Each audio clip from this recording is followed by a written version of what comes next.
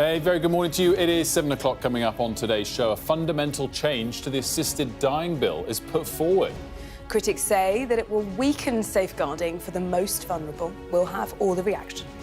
Plus, Elon Musk attempts another billionaire tech buyout.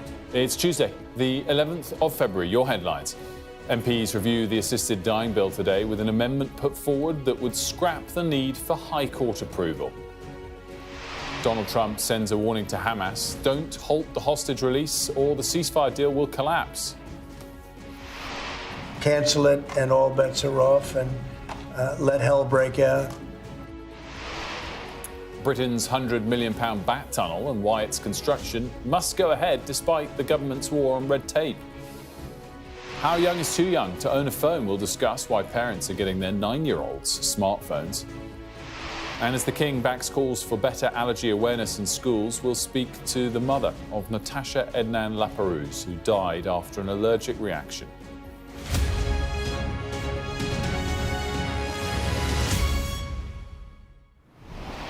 Very good morning to you. Thanks for joining us here on The Breakfast Show. Well, the MP behind the assisted dying bill has suggested cases would not need sign-off by a High Court judge under changes proposed to the bill. Kim Leadbeater is expected to bring forward amendments that would instead favour a multidisciplinary panel of experts to examine the cases. Maria Aurora has this report. The ayes to the right, 330. The noes to the left, 275.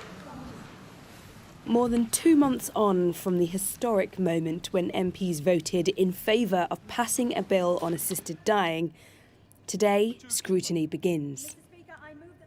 MPs are due to comb through the bill, line by line, debating changes and amendments. But now, Kim Leadbeater, the MP behind the bill, has called for a change to the legislation. Speaking to Sky News' Sophie Ridge, she suggested replacing the need for High Court judge approval with an expert panel. What we need is a really robust third layer of safeguarding. But I have to be honest, I'm quite open-minded as to what that might look like. So it doesn't have to be a High Court judge? I think there's a role for other experts to play.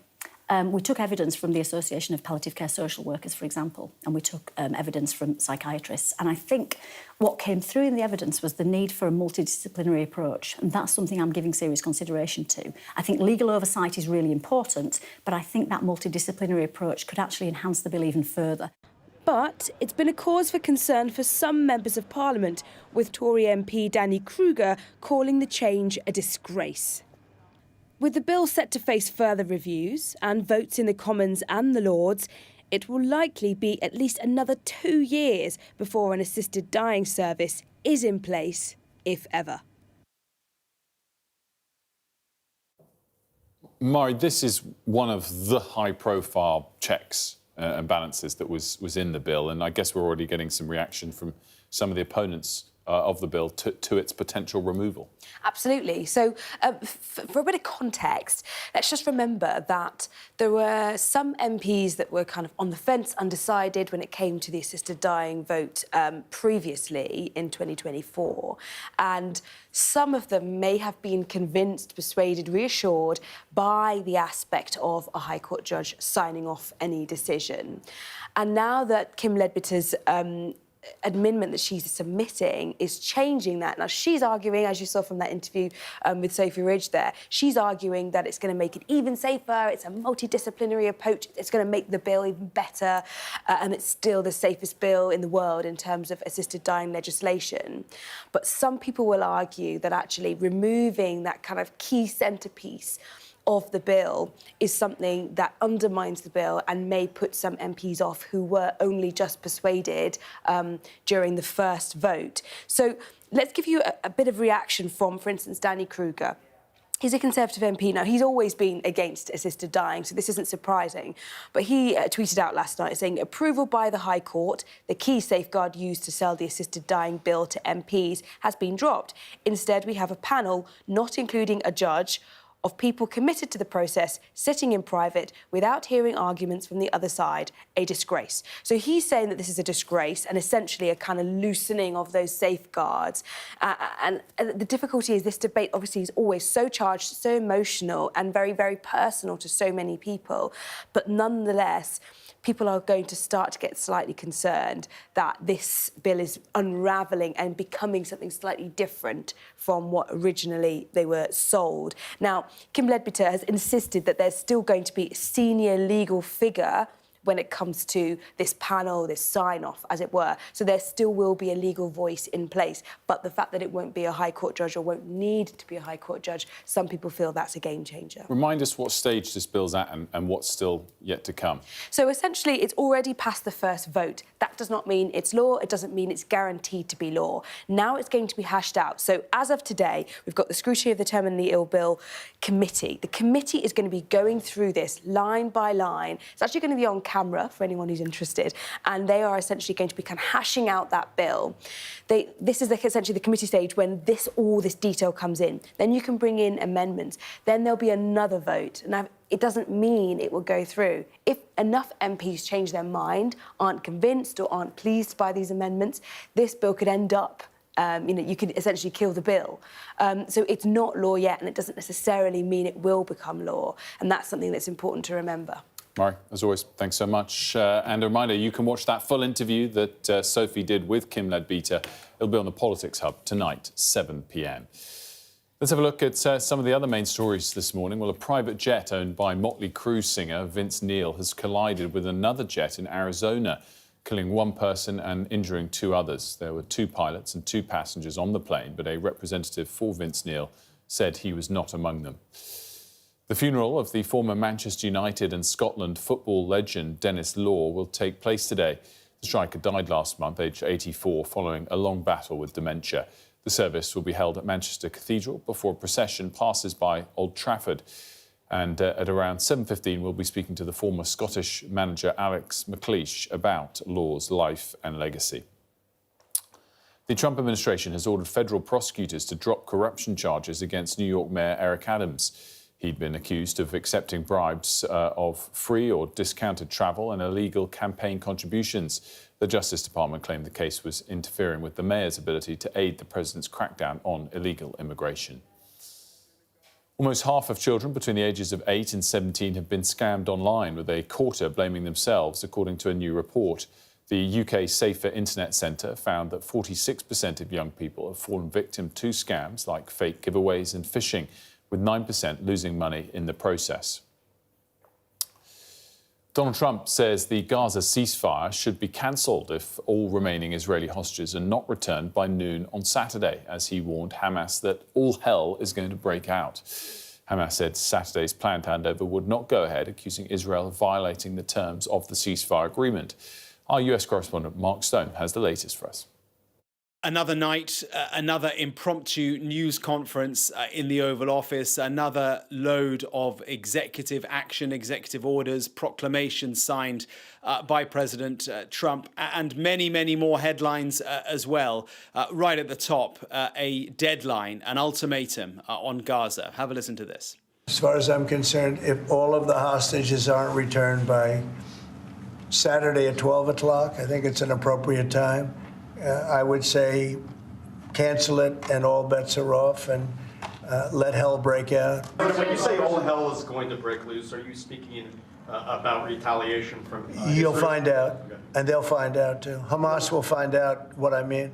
So no detail on quite what he means, but Donald Trump making quite clear that all the hostages in Gaza, currently being held in Gaza, must be released by noon on Saturday, or all hell will break loose. As I say, he's not gone into detail about what that will mean. He backtracked a little later in the discussion in that news conference, saying that ultimately it's up to Israel, but we know that he's calling the shots here. So Saturday, clearly a key day indeed on that.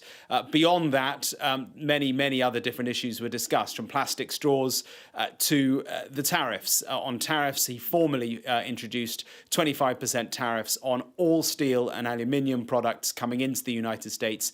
No exceptions, no exemptions, he said. There have been, I think, hopes by countries around the world that they might be able to carve out exemptions exemptions as they did under the last Biden administration. But no, he said everything must be made in America. If you don't make it in America, then tariffs will be 25%. And plastic straws, some might see this as a more trivial issue, others not. But it's certainly an issue that has captured the public mood in America and beyond. People fed up with the fact that paper straws don't work. Well, bring back plastic was the president's demand, as he said that he will reintroduce plastic straws.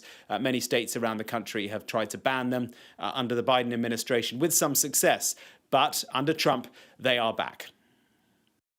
Mark Stone there for us. Meanwhile, Trump's right-hand man, or one of them, Elon Musk, is making moves to acquire yet another tech giant. Matthew Thompson is here with that story for us. Matthew, talk us through what we're referring to. It's not a typical corporate takeover. No, very much not. I mean, in some ways, this is the latest instalment in the tech bro rivalry between Elon Musk and OpenAI chief executive Sam Altman. OpenAI is, of course, catapulted to prominence a couple of years ago when it launched ChatGPT and sort of led the current AI revolution. But it was actually founded by Musk and Sam Altman back in 2015. And Musk then left the company just before it launched ChatGPT, actually. But the sort of context for all of this is that for some time now, it was initially set up, as the name suggests, as a open source, not-for-profit company to try and develop AI effectively for the good of humanity. And for some time now, Sam Altman has been trying to move it to a for-profit model, which he says is necessary to get the investment to develop its AI tools. But Elon Musk has long objected to that. In fact, he sued them over it quite recently. And then this is where it gets slightly complicated. So OpenAI is in the middle of a funding round, which might potentially value the company at something like $300 billion. Musk has offered $97.4 billion, but it's not actually for the whole thing. He's trying to buy just the not-for-profit part of it. And this is where it's got a very complicated governing model, if you like. It's governed by a non-profit entity, which sort of has then subsidiaries. And what Musk is effectively doing, it shows he knows where the weak points are here, effectively. So he doesn't need this bid to succeed. But by sort of valuing the not-for-profit element of the company, which hasn't ever been valued before, he's potentially throwing dirt in the wheels of this funding round that Sam Altman's trying to do to launch the for-profit side of it.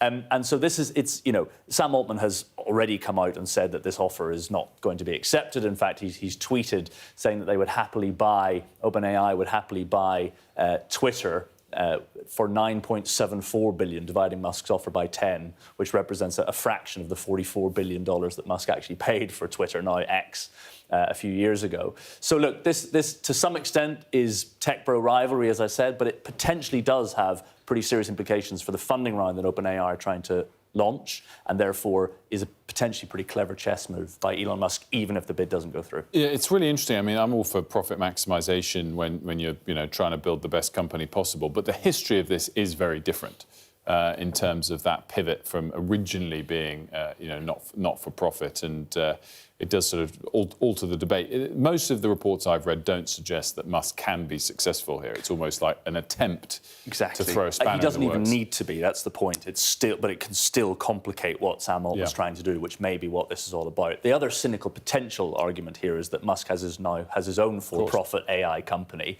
and it may just be that he feels slightly behind the times. And this is one avenue. It's just buying someone else's AI company is one avenue to getting the tech he's. Interesting. It would have been interesting if the leading world AI company was still fully open, which of course is not now. It's not. It doesn't have an open system with sharing all of its algorithms anymore, and was not for profit. And if it was the clear world leader, you wouldn't have necessarily the competitions and battles you've got with Chinese rivals and others coming, which well, we'll never know what that would have been like. Matthew, great stuff. Thanks so much.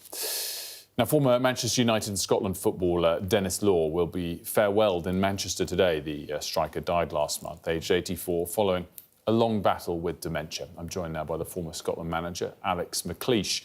A very good morning to you, Alex. Thanks so much for joining us. I mean, Denis Law, sum him up for us. Was he a great hero of yours? Absolutely. A wonderful player and a very humble man who I was fortunate enough to meet in latterly as a manager, well, as a player, but also as a manager, going to places like Man United, playing against Sir Alex, and also seeing Dennis there, and also we had dinners over the years in Aberdeen where he had the Dennis Law Legacy Trust, and what a great guy he was, and just a phenomenal footballer. His record of goals speaks for itself. Talk to us about what a type of striker he was. What type of forward was he?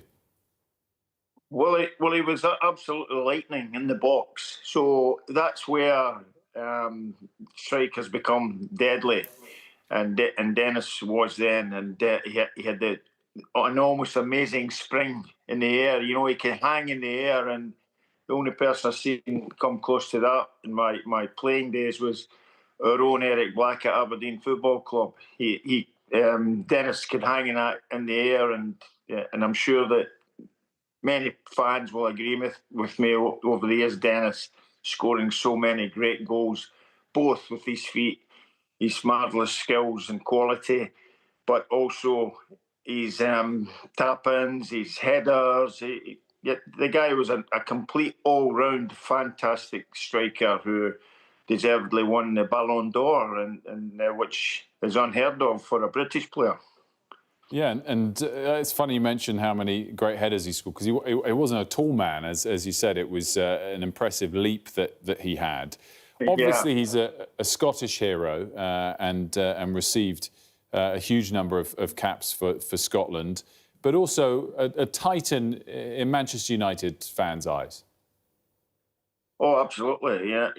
Dennis, Bobby Charlton, George Best, the trio, the magic trio. They brought so much joy to the fans of Man United, of England, Ireland, Scotland, and just incredible three players to come at one time in Manchester United's history. He made them absolutely one of the favourite teams in the world, these players. And, and God rest in peace, Dennis, fabulous guy. What was he like off the pitch? You said you got to meet him a few times. Was he a humble man? Yeah, very, very humble. And he always encouraged you in your own game. In some visits to Man United, I met him through Sir Alex. And also over the years in Aberdeen, where we go to these annual dinners, for Dennis's legacy up there.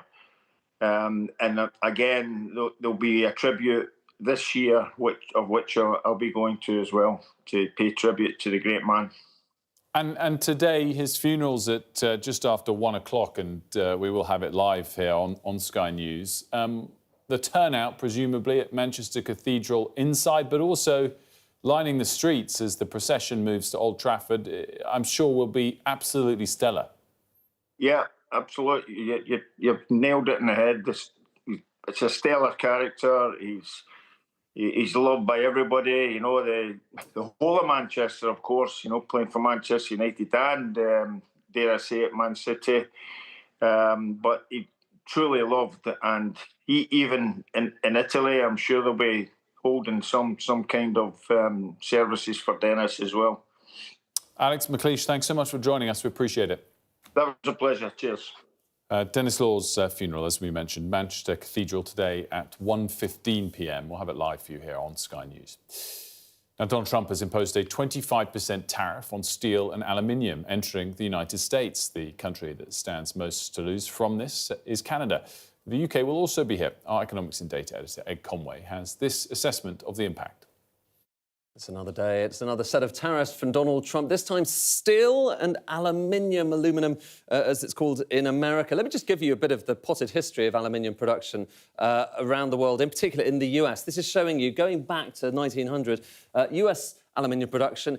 What you can see is obviously that line has gone down, and other lines like Canada, they've gone up, partly because, it takes a lot of hydropower to make clean aluminium, and there's a lot of hydro in Canada. But actually, the bigger picture here, we've got to zoom out for the bigger picture. And you see it when we add on the line for China. Look at this. I've got India there, and we've got China.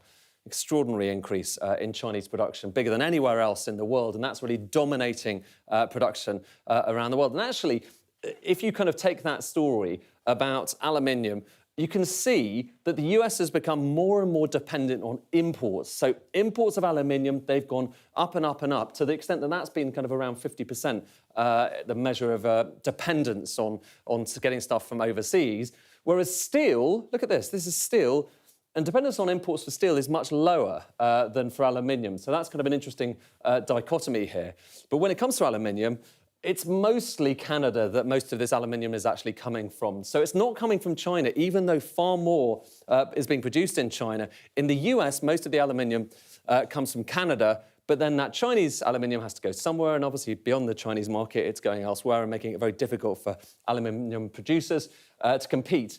And what are the things that aluminium is used for? Well, it's used in transportation. So you've got planes, you've got trains, you've got automobiles, particularly electric vehicles, anything that needs to be light. You've got containers and packaging, construction, electrical. The key point here, OK, is that when that aluminium becomes more expensive, which of course it does when tariffs are imposed, it means your cost of making everything from planes, indeed to containers, goes up. That's the concern economists have about this, because you're not able to create domestic production overnight. And worth saying, when it comes to steel production, it's basically the same story. Look at this. This is showing you how China completely dominates steel production around the world. The US still relatively low, though, like I showed, it's not necessarily as dependent when it comes to aluminium.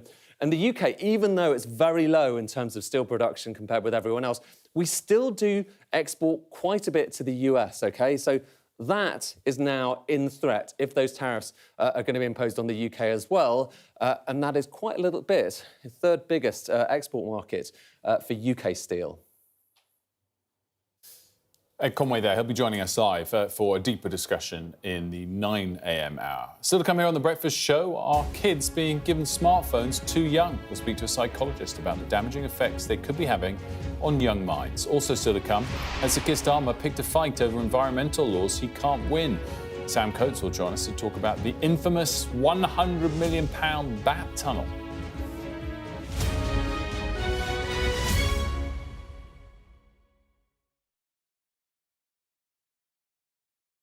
We're going to do this 100 times every day for the next 3 months. Why have we agreed to this? Raises many questions about many things. Actually seeing people impacted, she was so upset. It was powerful. They kind of couldn't believe they were being berated here. Very much on my terms, I think was the subtext. News happens fast around Donald Trump. It was a kind of wow moment. Yeah, that's what it feels like, doesn't it? It's Trump world, and we just live in it. So, where next? Follow Trump 100 wherever you get your podcasts.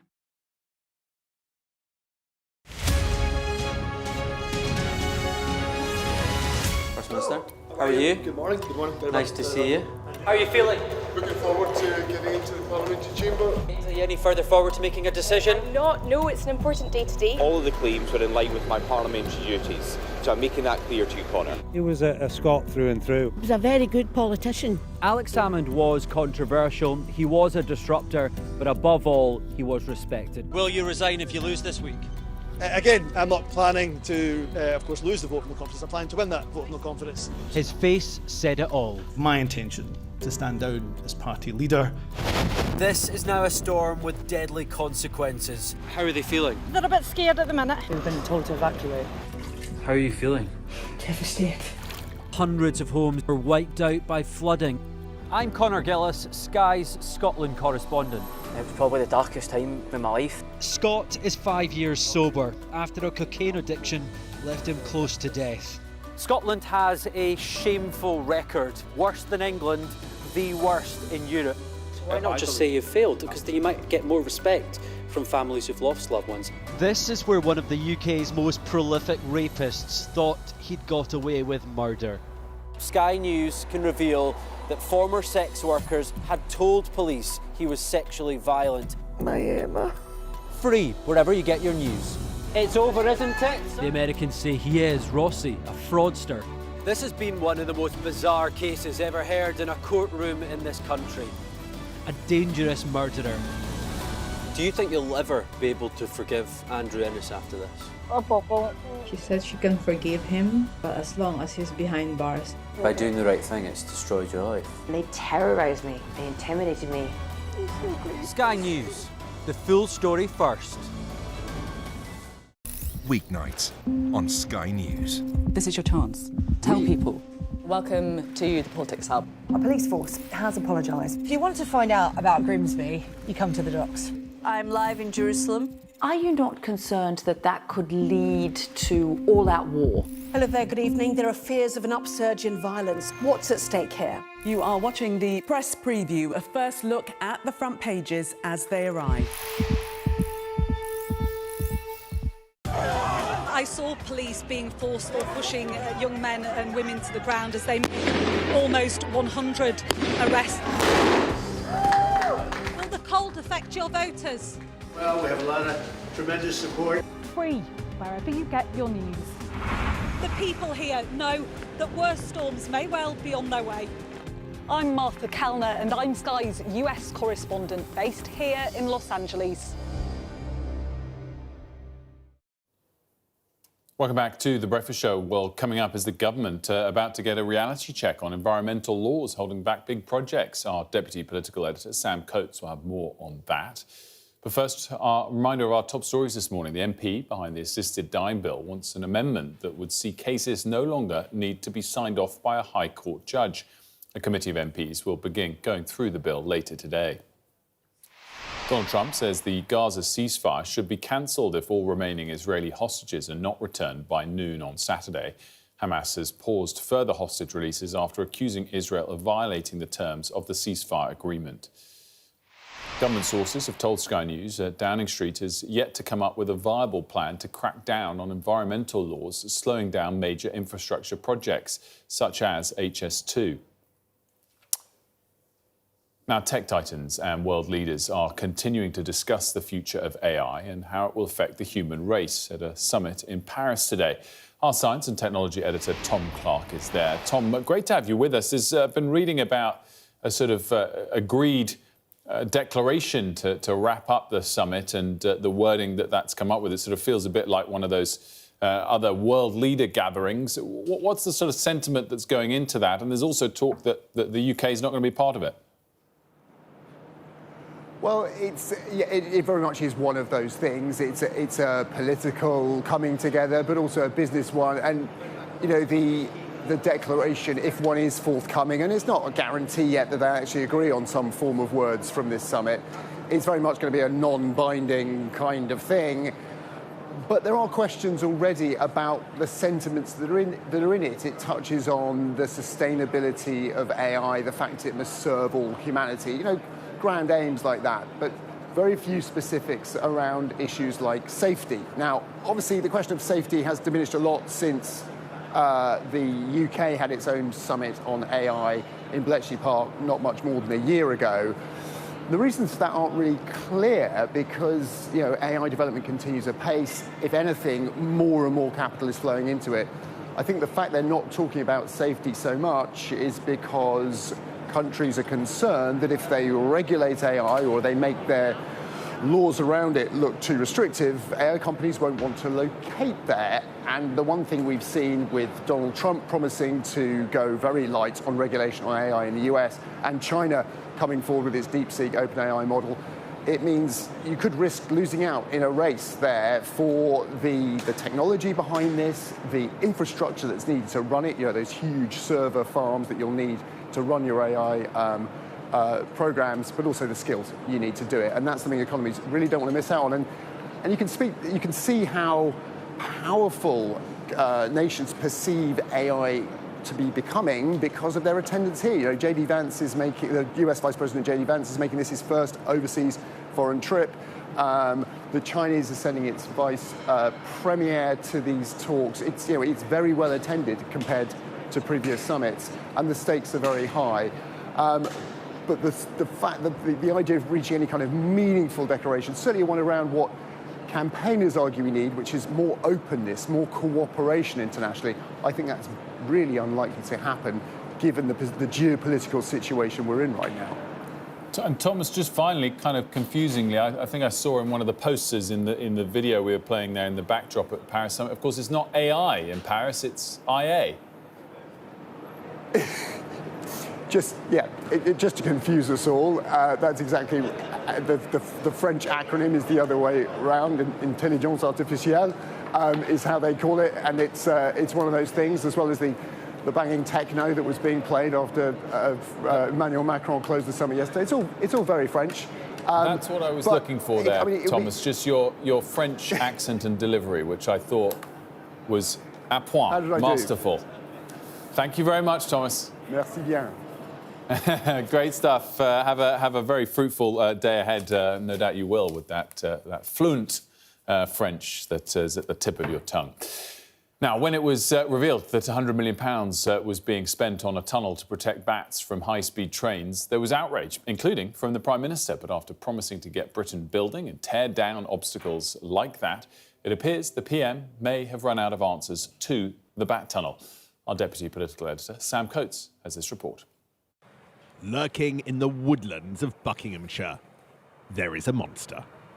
It horrifies politicians and environmental campaigners alike, endlessly talked about, never seen, until now. This is the HS2 Bat Tunnel, a £100 million, 1 kilometre shed to protect the estimated 300 bats in woodland nearby. HS2 say current environmental law meant this was the only option. For the Prime Minister, it's the symbol of a broken system. The absurd spectacle of a £100 million bat tunnel holding up the country's single biggest infrastructure project. Labour MPs know the Prime Minister has staked the party's reputation on changing that system and delivering growth. The fact that we've spent £100 million on this tunnel is a sign of the fact that the Conservatives didn't do the things they needed to do to get stuff built. What should happen? How are you going to stop that? The government's already talked about a nature restoration fund, which will help us find a way to protect our wildlife and environment and get things built at the same time. That sort of thing is the right way forward so we can avoid this monumental failure. That fund is the government's answer to bat tunnels and the like, but big questions over whether it's enough. The Prime Minister and Chancellor are agreed that this can never happen again. Ministers are ratcheting up the rhetoric about an absurd waste of taxpayers' money. But HS2 say that the law made it a necessity. And government sources have told me that, for all the tough talk, they don't yet have a solution to prevent bat tunnels and similar structures being built in the future. That's because laws inherited from the EU are what made this project necessary. Changing them risks derailing the UK's trade deal with Europe and sets up a fight with environmental groups. The RSPB has 1.2 million members, more than every political party combined. They're adamant they aren't anti-development. This is a great example of development and nature side by side. But they are clear they have red lines. That builders versus blockers thing, I think, no longer applies. And certainly what got us really concerned was the simplicity of that rhetoric of blaming bats, blaming newts for not being able to get building. Does that, in your view, maybe lead them towards what you would regard as the dangerous option of repealing some of that nature and habitat regulation? We can't go backwards in terms of the protections we already have in place for nature, because nature is on its knees and we need to do something about that. Ministers are hoping for a clever compromise to avoid the next bat tunnel. Experts are sceptical it'll work. Can the Prime Minister's political sonar navigate this one safely? Sam Coates, Sky News, Buckinghamshire. Sam's sign-off was missing a key detail there. Sam Coates, Sky News' very own Batman, joining us now live to discuss this. Sam, is it possible to get round this? Or is the conclusion here that it's outright impossible, or it's just going further than the government would like to go? Well, the government is scrambling to look for options at the moment, Will. I've been talking to lawyers and industry experts and even some in government who say it is very, very difficult. The Bat Tunnel had to be built, they say, because of laws that were passed because of our former membership of the EU that we still have to observe as part of our trade deal with the EU. And what the government's doing at the moment is seeing if it can find a kind of third way, a compromise plan that would mean that developers didn't have to build these things in future, But lawyers who've been combing over the potential solutions say it's just not possible to come up with something like that wouldn't mean we effectively rip up those nature laws and put ourselves in breach of our international obligations. I think the issue here, Wilf, is that the government has been talking extremely tough about growth, about taking on the blockers. It's really enjoyed the sense of kind of having a political enemy and having a fight with it in the first part of this year. But Keir Starmer did this before being across the detail of what the solution actually is. It's a bit of a theme of this government. It puts him in quite a difficult position. Ministers insist there is still a solution what the landing zone could possibly be. What's so interesting, Sam, to what you're saying is not just that extraordinary statistic, correct me if I get it wrong, in your package that this bat tunnel's costing £100 million for only 300 bats that would be affected, which just makes it really sound even more ludicrous, but that it is based on rules that we've inherited from the EU that is imposing it. I mean, you couldn't really make up a cocktail that would annoy certain groups of voters more.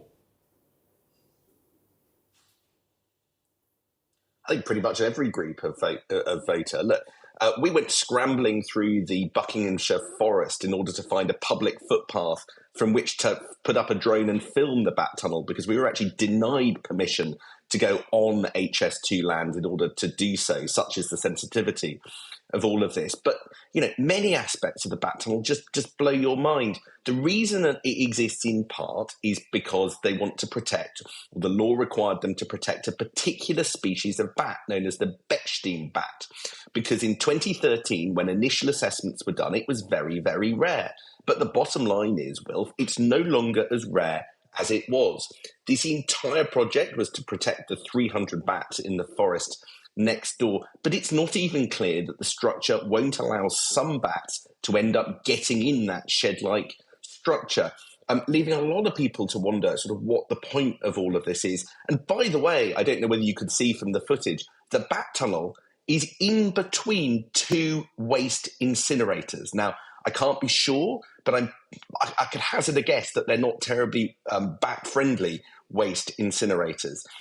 So a lot of people see the absurdities. The question is, what is the way of dealing with the law when we're in a sort of highly litigious environment where people use nature laws if they want to object to a project in order to try and block development? And that's where the government starts to run into the ground, run into the sand. Because everywhere you turn, there's the fear of judicial review and the High Court being invoked in order to try and stop things using the complicated web of laws that we have. And announcing that you're going to do something before you've worked out how in an area as complicated as this is a danger for politicians. And the question is that what Keir Starmer has done?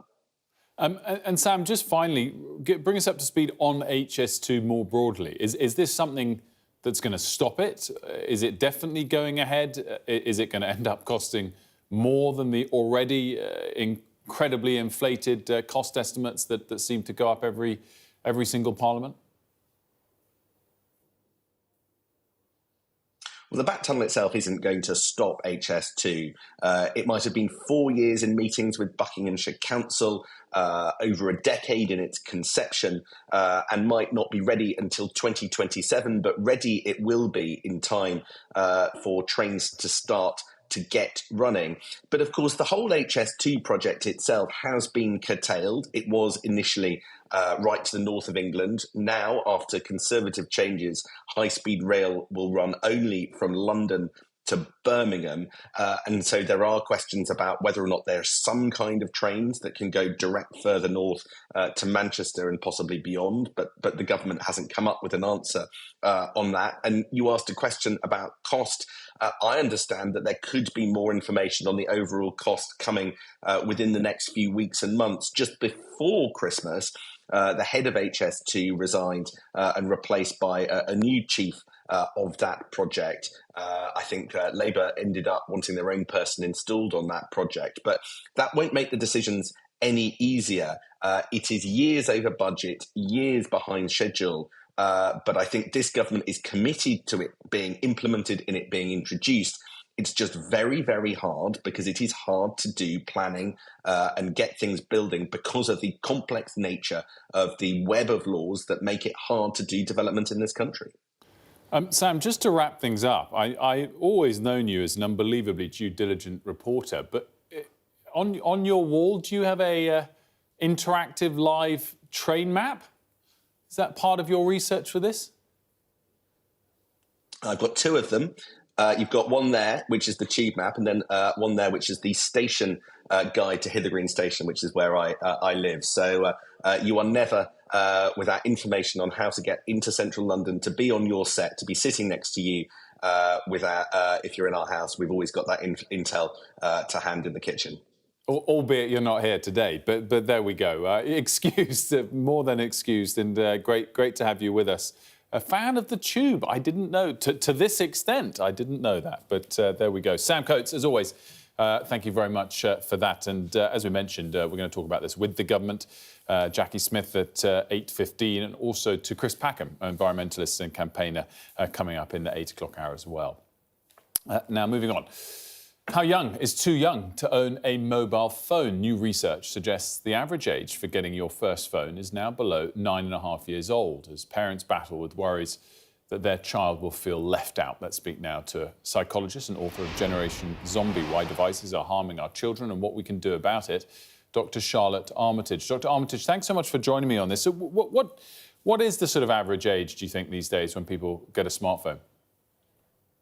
I mean, we've got sort of 25% of 3 to 4 year olds owning their own smartphone at the moment. So the age is getting younger and younger, and it's problematic. And at what age is it such a problem? Is it any age? I think the research shows that the younger a child gets a phone, then the poorer the mental health outcomes as they get older. So, my advice would be to leave the devices as long as you possibly can. When children are getting devices at this sort of early age, it's impacting everything, really. It impacts their development, impacts their speech and language, impacts their eyesight, musculoskeletal issues. It has an impact on absolutely everything. That's really interesting. So in its own right, it can worsen those things as opposed to just because it distracts their attention from other areas? I mean, obviously, it's the impact that it has on... So children innately want to get up, move around and explore the environment, and when they're quite young, and it's this movement and exploration of the environment which encourages that sort of musculoskeletal development, grows some fine motor skills, helps to build strength. I mean, I did hear a really sad story the other week of a child who had started school and they couldn't sit up in their chair because they didn't have any core strength, because they spent so much time sat behind a device in that sort of 0 to 4 period. When it came to going to school, they were unable to sit at a chair. And apparently stamina is a problem amongst younger children in school now because they're not used to running around outdoors. So the issue is how the device poses a barrier to our interaction with the real world, and children need that interaction with the real world for their development. So even with speech and language, children don't really learn from a device or from an app or from a screen as much as it's marketed to children. They don't. They learn from engaging in and listening to language, so interacting with another person, really. Children engage through real world, learn through engaging in real world play. And in terms of tips of how to solve this, I mean, presumably one tip is, just hold off getting your kid a phone for as long as possible. But what else can be done at home by parents to try and put off the costs of this? Ideally, delay as long as possible. Now, if your child does have a device, I'd recommend setting some boundaries on that. And it's easy enough to do. I think we as the adults as well are a bit of a problem. We need to model healthy device use behaviours because our children will imitate and learn from us as well. So if we can model those healthy behaviours, but set some rules in the household. So when is it acceptable to use our phones? Where is it acceptable? So it might be that you don't have devices upstairs, you don't have them in the bedroom, they're maybe all charged downstairs. You maybe don't have it in a certain room. I mean, one thing I'd recommend is no devices at the dinner table. If you just even start with that, I know quite a few people who've tried this and they have noticed changes in their children, in their speech and language development, in their emotional vocabulary, in their well-being, just through having that space around the table to communicate about their day and how they are and how they're feeling ultimately.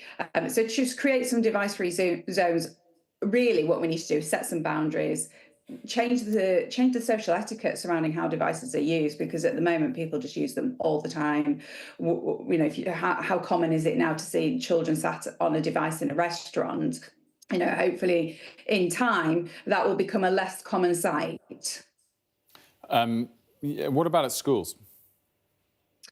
Yeah, I mean, schools, I think schools should be teaching healthy device use behaviours. So ideally, as we teach about drugs and alcohol, sex and relationships, personal hygiene, we now, I think, unfortunately have to have this obligation to teach children what does healthy device use behaviour look like, and that is going to be really different for young children to teenagers. And helping children to become more self-aware about how the device is impacting them. So I've done work with schools, and it's interesting because teenagers will quite often say they only really have it because everyone else has it. So there's that social contagion element of it. And to be honest, you referred to it at the start of our conversation. Children are getting phones younger and younger because parents fear that their child is missing out, and that is the issue. It's the social contagion. So I think the more children that don't have them, the more children that will start to sort of wean off them or not use them as much. But teenagers say they prefer to have conversations in real life. They prefer to speak to their friends in person, see their friends in person. They only do it via phone because that's there and that's what they're doing. But it affects everything, like all of our pillars of health, though, it's sleep, diet, exercise, mental health, interpersonal skills. It affects everything. And when children realise the impact it's having, they will, or we're giving them the skills to be able to make healthier choices.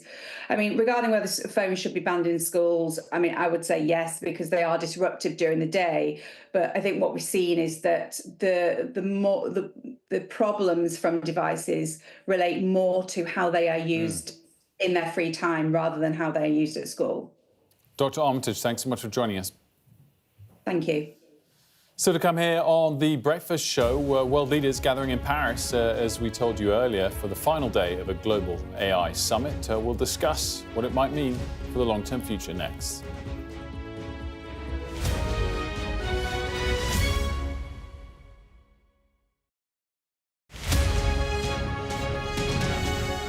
I'm Deborah Haynes, Sky Security and Defence Editor. The reality of life under Russian fire. People don't want to leave, even though help is here to evacuate them. They say they want to sort out their belongings first. It's absolute chaos. Fire, shouts the commander. There's a dash to safety, as Russian drones will be trying to find this position. We've now got to wait inside the shelter to see if there is incoming. I've been covering Russia's full-scale war since it began, witnessing the terror and the trauma. When rockets fall, I try to hide my head under my toys. Illustrating Ukraine's lost childhood, hopes and dreams framed by war. Conflict in the Middle East is another major focus. An incredibly dangerous moment. We saw the missiles streaking across the sky. We saw the intercept going up, and then we saw the explosions when the intercepts were successful. With global threats rising, I also explored defence and security in the UK and across NATO. This US aircraft carrier is operating in European waters in a deliberate show of force.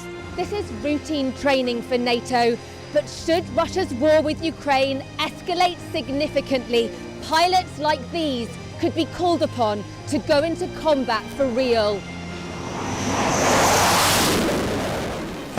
Tucked away in the National Archives are some of the UK's old defence plans. The scale of this bunker underlines how seriously governments took the threat of nuclear attack and global conflict. Should allies listen to Vladimir Putin's sabre-rattling? No, they shouldn't, and they don't. Sky News, the full story first.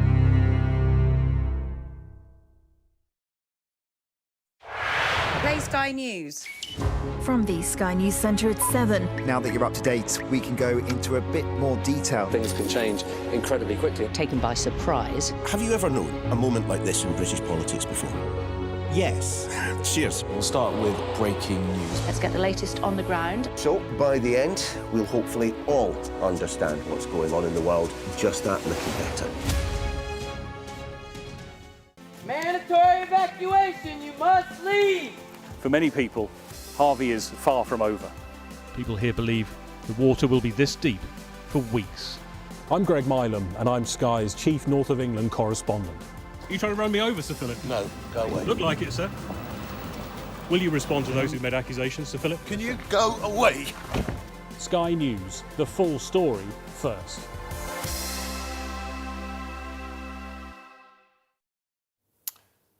Welcome back. World leaders have joined tech titans for the final day of the AI Action Summit in Paris to discuss the future of artificial intelligence and how it'll impact the human race. I'm joined now by the founder of AI research organisation Conscium and author of Surviving AI, The Promise and Peril of Artificial Intelligence, Calum Chace. Calum, thanks so much for joining us. Great to have you with us. I mean, it sounds like from the outline of your book that you think there's an enormous amount of risk still at play with AI. Yeah, good morning, Wilfred. There is an enormous amount of risk, but there's also an enormous amount of upside. We are, as a species, racing to create a new species called superintelligence. That's machines which are smarter than the smartest human who ever lived. And over a fairly short period of time, they'll probably be much, much smarter than us. At that point, we will almost certainly lose control of our future. So we're racing to do that. It has huge risks and huge upsides, and that's what this summit is partly about. In terms of this balance between whether it should be for profit or non-profit, I'm sure you've seen the headlines this morning about Elon Musk trying to buy back more of OpenAI to prevent the transition, the full transition for OpenAI from non-profit for profit. Was that always wishful thinking? Was this always going to be a sort of arms race for who could build it out the quickest and make the most money from it? Well, there's much more capital available to private companies which are for profit than there are to government organizations or non-profit organizations. I mean, Musk is being somewhat cheeky because he wanted OpenAI to be a for-profit organization himself during its history. And Sam Altman, the CEO of OpenAI, has responded rather cheekily by saying to Musk, no, we don't want to sell OpenAI to you, but we'll buy Twitter off you for $9 billion if you like. In terms of the nation's respective races for AI, where does the UK stand? We are a very long way behind the two leaders. The overall leader by a great margin is the USA. China is catching up again. China caught up when deep learning was all the rage, and then it slipped behind again when large language models appeared. And now, thanks to DeepSeek, which you're showing at the moment, they're catching up again. Those two countries really have a duopoly over the invention and development of what is our most powerful technology. And really, the rest of the world should not stand by and allow that to happen. No disrespect to those companies, but Europe and other parts of the world should take part. And that is partly what this summit is about, with Macron having announced an enormous investment in AI, 100-odd billion euros, which is proportional to the recent announcement of Stargate in America for $500 billion. It's a good thing that Europe is starting to step up. Is it a good thing for the UK too, or a bad thing that Macron is announcing this scale of investment? I suspect it will be a spur to the UK to do something similar. At least that's what I hope. The UK could well be in third position, although, as I say, a very long way behind America and China. We have fantastic AI researchers coming out of our universities. We've got a fantastic tradition in AI. I mean, arguably, Alan Turing was one of the founders of the sector, and he was British. So there's a lot to play for the UK. We need the will to actually go ahead and do it. My company, Conscium, is part of that initiative. In terms of the sort of engagement you have with politicians and the messages you hear from them publicly, do you think this government gets it? Do you think they're going to get it right? I think they understand that AI is very important. Actually, I don't think more than a tiny number of people on the planet really understand the full scale of this. I think what I said earlier about we're creating a new species which could be our successor species, and we are going to become the chimpanzees in the picture. I think very, very few people understand that. I suspect the government is not among that group that really understands that. They have made some interesting statements. They said they're going to spend 100 million, but that's an order of magnitude below where the French are at the moment. So, there's a lot of ground to make up. And just finally, where do you stand on whether or not we've got the right energy infrastructure to support the huge energy needs that AI has? What's happening in America is they're building out more and more data centers to support their AI industry. They're having to build more energy capability. And what they're doing is they're focusing on nuclear and renewable sources so that that doesn't have a huge climate impact. And if we go ahead and build out the data center infrastructure, we're going to need to do the same thing. Calum Chace, thanks for joining us. You're welcome. Let's have a quick look at the weather before we take a break. Well, it does feel chilly this week. Limited sunshine and a cold easterly wind in place. And it's cold and rather murky again this morning with a patchy frost in the brighter parts of the northwest. There are some wintry showers around as well, mainly in the east.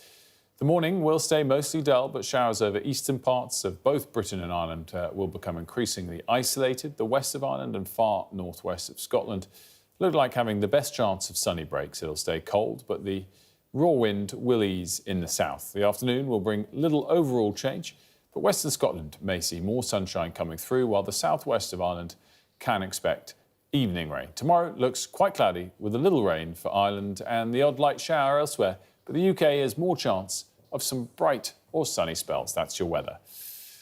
Lots more still to come here on The Breakfast Show. When we come back, we'll have all of the day's top stories and we'll be joined by the government, Baroness Jacqui Smith, at 1:15 the hour.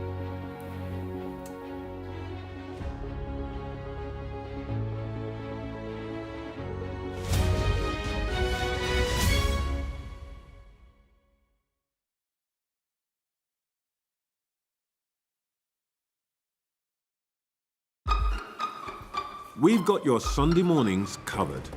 From the front page and the sounds of the streets to the voices of the people who make the major calls and big picture politics beyond Westminster.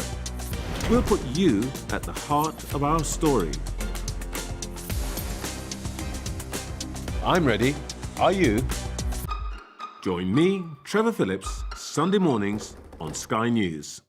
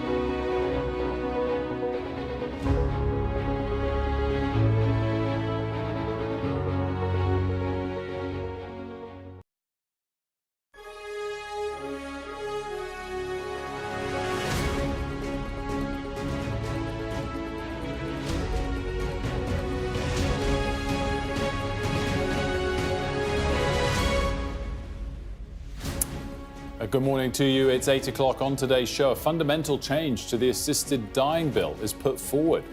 Critics say it will weaken safeguarding for the most vulnerable, and we'll hear from one of those campaigners at past and from Kid Leadbeater later this hour as well.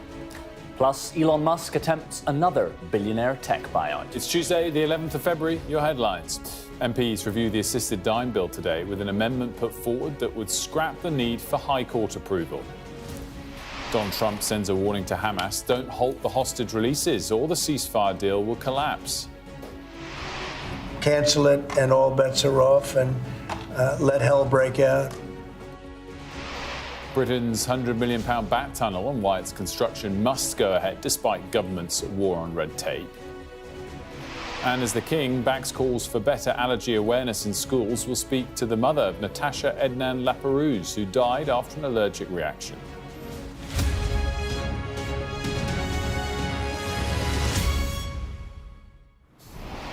Very good morning to you. Thanks for joining us here on The Breakfast Show. Well, the MP behind the assisted dying bill has suggested cases would not need sign-off by a High Court judge under changes proposed to the bill.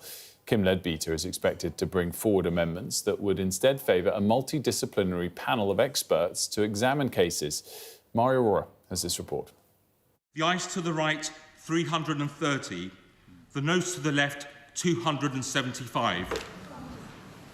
More than 2 months on from the historic moment when MPs voted in favour of passing a bill on assisted dying, today scrutiny begins. MPs are due to comb through the bill, line by line, debating changes and amendments. But now, Kim Leadbeater, the MP behind the bill, has called for a change to the legislation. Speaking to Sky News' Sophie Ridge, she suggested replacing the need for High Court judge approval with an expert panel. What we need is a really robust third layer of safeguarding. But I have to be honest, I'm quite open-minded as to what that might look like. So it doesn't have to be a High Court judge? I think there's a role for other experts to play.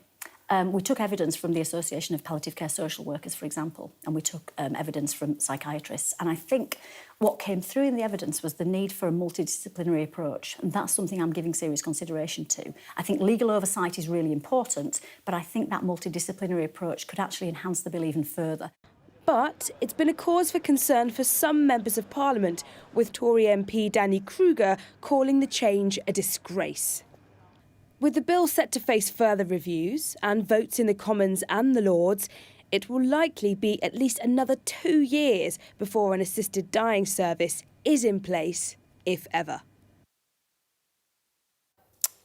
Well, Mara will be back a bit later to discuss that story in more detail. We'll be talking to a pro-life and anti-assisted dying campaigner later at 12:30 this hour. And we're also going to get an update, more details from Kim Leadbeater as well, hopefully later this hour. Now, let's take a look at some of the other stories making headlines this morning. A private jet owned by Motley Crue singer Vince Neil has collided with another jet in Arizona, killing one person and injuring 2 others. There were 2 pilots and 2 passengers on the plane, but a representative for Vince Neil said he was not among them. The funeral of former Manchester United and Scotland footballer Dennis Law will take place today. The striker died last month, aged 84, following a long battle with dementia. The service will be held at Manchester Cathedral before a procession passes by Old Trafford. Former Spanish Football Federation President Luis Rubiales is due to begin giving evidence in his sexual assault trial in Madrid later this morning. Rubiales has been accused of kissing Spain player Jenny Hermosa without her consent during celebrations following her side's victory in the 2023 World Cup final against England. The Trump administration has ordered federal prosecutors to drop corruption charges against New York Mayor Eric Adams. He's been accused of accepting bribes, of free or discounted travel and illegal campaign contributions. The Justice Department claimed the case was interfering with the mayor's ability to aid the president's crackdown on illegal immigration. Almost half of children between the ages of 8 and 17 have been scammed online, with a quarter blaming themselves, according to a new report. The UK Safer Internet Centre found that 46% of young people have fallen victim to scams like fake giveaways and phishing, with 9% losing money in the process. Donald Trump says the Gaza ceasefire should be cancelled if all remaining Israeli hostages are not returned by noon on Saturday, as he warned Hamas that all hell is going to break out. Hamas said Saturday's planned handover would not go ahead, accusing Israel of violating the terms of the ceasefire agreement. Our correspondent, Mark Stone, has the latest. Another night, another impromptu news conference in the Oval Office, another load of executive action, executive orders, proclamations signed by President Trump, and many, many more headlines as well. Right at the top, a deadline, an ultimatum on Gaza. Have a listen to this. As far as I'm concerned, if all of the hostages aren't returned by Saturday at 12 o'clock, I think it's an appropriate time. I would say cancel it and all bets are off and let hell break out. When you say all hell is going to break loose, are you speaking about retaliation from You'll find out, and they'll find out too. Hamas will find out what I mean. So no detail on quite what he means, but Donald Trump making quite clear that all the hostages in Gaza, currently being held in Gaza, must be released by noon on Saturday, or all hell will break loose. As I say, he's not gone into detail about what that will mean. He backtracked a little later in the discussion in that news conference, saying that ultimately it's up to Israel, but we know that he's calling the shots here. So Saturday, clearly a key day indeed on that. Beyond that, many other different issues were discussed, from plastic straws to the tariffs. On tariffs, he formally introduced 25% tariffs on all steel and aluminium products coming into the United States. No exceptions, no exemptions, he said. There have been, I think, hopes by countries around the world that they might be able to carve out exemptions, as they did under the last Biden administration. But no, he said everything must be made in America. If you don't make it in America, then tariffs will be 25%. And plastic straws, some might see this as a more trivial issue, others not. But it's certainly an issue that has captured the public mood in America and beyond. People fed up with the fact that paper straws don't work. Well, bring back plastic was the president's demand, as he said that he will reintroduce plastic straws. Many states around the country have tried to ban them under the Biden administration with some success. But under Trump, they are back. Mark Stone there for us. Meanwhile, Mr. Trump's right-hand man, Elon Musk, is making moves to acquire yet another tech giant. Matthew Thompson is here with the details of that rather complicated story, Matthew. Yes, complicated is one way to put it. Look, I think a lot of this needs some context. So in some ways, it's the latest chapter in an ongoing rivalry between Elon Musk and the chief executive of OpenAI, Sam Altman. Now, ChatGPT is obviously the big thing that catapulted OpenAI into public prominence. It was released in 2022. But before then, OpenAI itself was founded by Elon Musk and Sam Altman together back in 2015, and Musk subsequently left the company before it launched ChatGPT. But the two of them have been at loggerheads quite a lot in recent months and years, but essentially because OpenAI was initially founded, as the name suggests, as a not-for-profit open source company for developing AI for the good of humanity. And what Sam Altman has been trying to do is move it to a for-profit model. Now, he says that's not greed, it's because that's the only way we can get the money to properly develop our AI tools. Musk has long opposed that. In fact, he's actually recently sued them over this. So then we get to the bid today. OpenAI is in the middle of a funding round that's valuing the company at something like $300 billion, a huge amount of money. Elon Musk has today bid $97.4 billion. Now, that's not for the whole company. It's actually only for the not-for-profit side of the company, and this is where it gets a little bit complicated. Lots of wise heads are essentially saying that this isn't necessarily really a serious offer. Musk doesn't necessarily need this to go through. Basically, what he's doing is he's playing very clever and trying to disrupt and derail the funding round by offering potentially inflated sums of money for a small part of the business. Sam Altman has incidentally tweeted, or X'd, I don't know what we're calling the verb these days, about this. He says, "No, thank you, but we will buy Twitter for $9.74 billion, dividing Musk's offer by 10.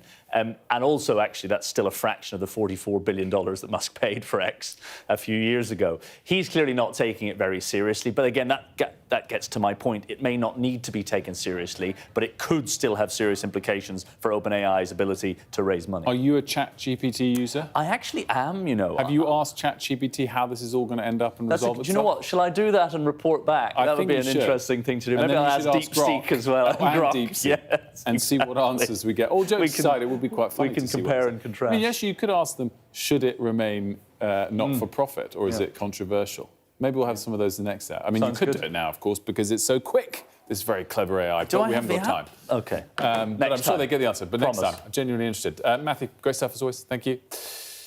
Meanwhile, world leaders are continuing to discuss the future of AI at a summit in Paris with the emergence of China as an AI superpower, one of the key subplots going on. Well, Nicole Johnson is in Gwangju at the headquarters of the upstart AI startup DeepSeek. And Nicole, great to have you with us on this topic from that location, no less. I mean, I guess DeepSeek is it's certainly grabbed attention in the United States and around the Western world. Is it the darling at the moment of China? How well known is it? Absolutely, it's taken the world by storm. And also here in China, there's a huge amount of nationalistic pride about DeepSeek. Now, I have to say, while we are outside of their headquarters, I don't think we'll be seeing their elusive founder, Liang Wenfeng, walk out the door anytime soon. We've been told by security that he hasn't been in for the last few days, but their office is on the 12th floor here.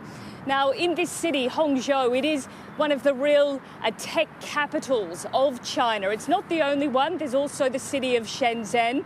But it is really getting a lot of attention at the moment. Not only DeepSeek for its artificial intelligence model that was developed for less than $6 million.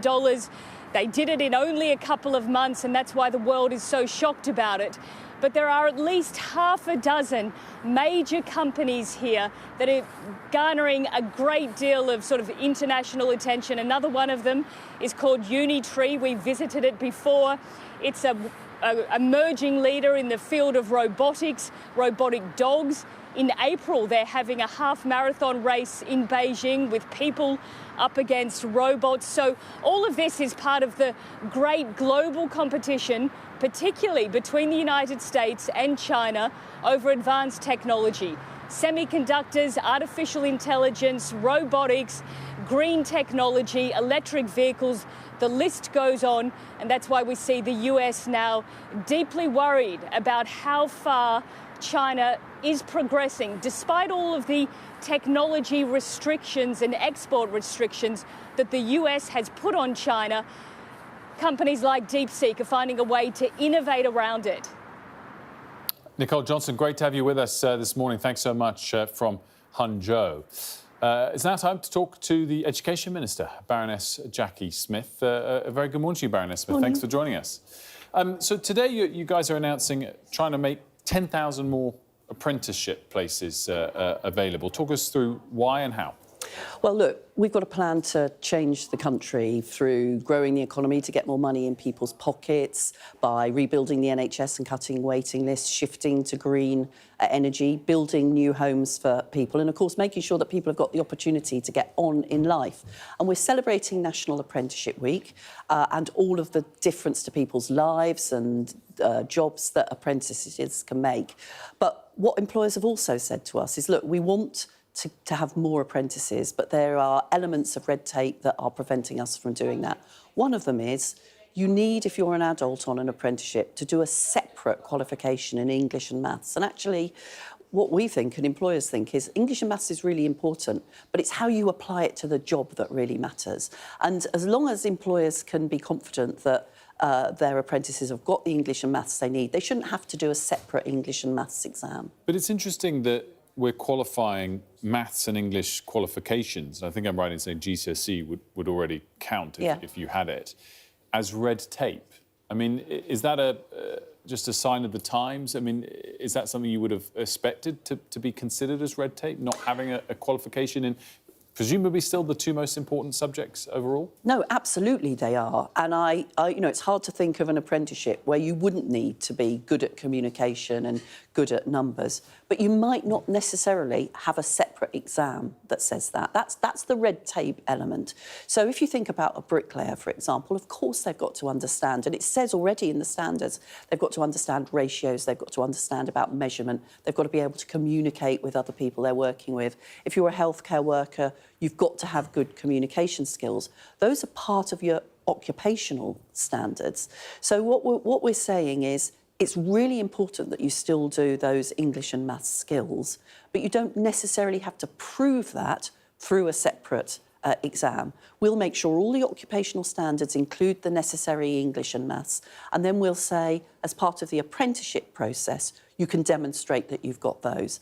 For young people, up to the age of 19, we still think it's important that they do have this separate study of English and maths, because you're absolutely right, it's the basis of future success in your life and career. And do you think this is also a push that apprenticeships are maybe not better than going to university, but they're a very real alternative? How do you frame that to young people? No, absolutely they are. And, yesterday I met some brilliant people, younger and older, in fact, who'd done apprenticeships in some really competitive areas, fantastic life-changing opportunities.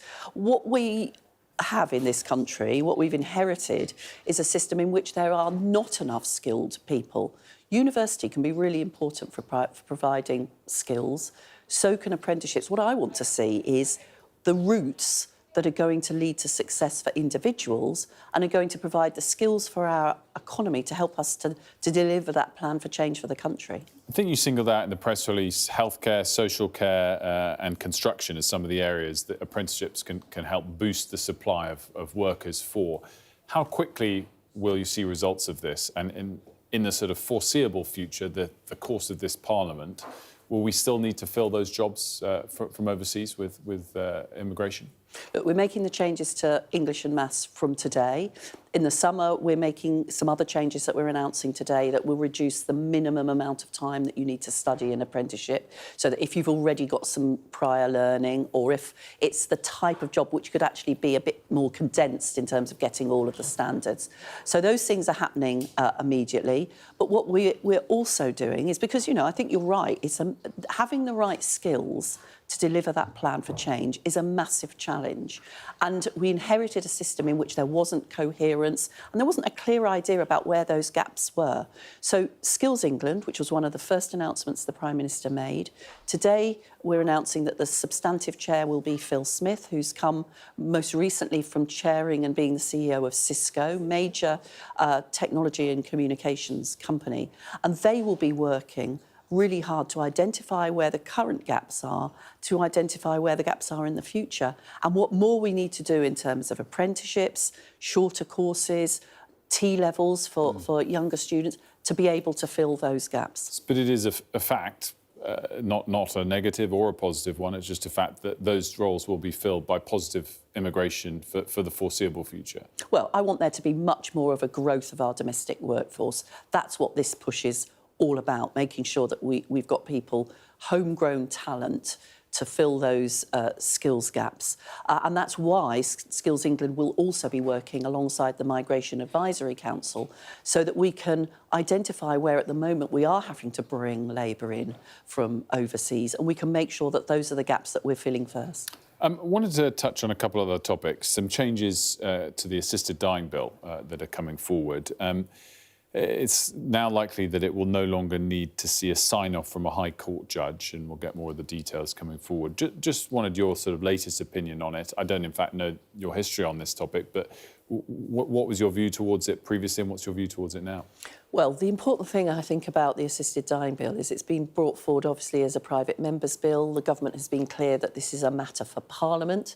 It's currently going through that committee stage where they've been gathering evidence, they've been thinking as parliamentarians about how they want to take the bill forward. So I don't think it's appropriate as a government minister for me to be at this point saying what I think about the way the legislation is going. What the government will do is, when the bill has finished its time in committee, they will facilitate, if it's the will of Parliament that this becomes the law, they will facilitate that being as effective as possible, and they will also publish an impact assessment. But I mean, I guess the whole point of it being a free vote and not whipped is that you can express your opinion. You're not willing to share your thoughts? When it comes to so obviously it's only been through the House of Commons at the moment, so you must have views on as a member of the House of Lords, I didn't vote there. I will, when it comes to the House of Lords, I will want to look really carefully at what's happened in terms of the process so far and to make a decision then about whether or not I think I can support it. OK. I'm sure you saw Sam Coates' reporting this morning about the £100 million bat tunnel that's linked to HS2, and his reporting suggesting that it is going to have to go ahead regardless of the Prime Minister's attempts to get over some of these planning restrictions and having explicitly talked about it in the past and saying how crazy it is. Should our environmental laws be considered to be completely torn up and start again if these sorts of things persist? Of course, we're not completely tearing up employment laws and environmental protections and laws. But we are really, really clear that in order to deliver our plan for change for the country, we need to grow the economy, and that there are things that have prevented that from happening in the past. And if we want to get more money in people's pockets, if we want to transform the NHS, if we want to build the homes and the infrastructure that are necessary, we will need to make changes. And I think Rachel Reeves and the Prime Minister have been very clear about that. But I mean, if it's not possible to stop this bat tunnel, I mean, it suggests that more has to be done. Well, what we've inherited is a situation where too often there have been things that have put enormous delay and enormous cost into the development of new infrastructure. And in the future, we're determined that that isn't the case.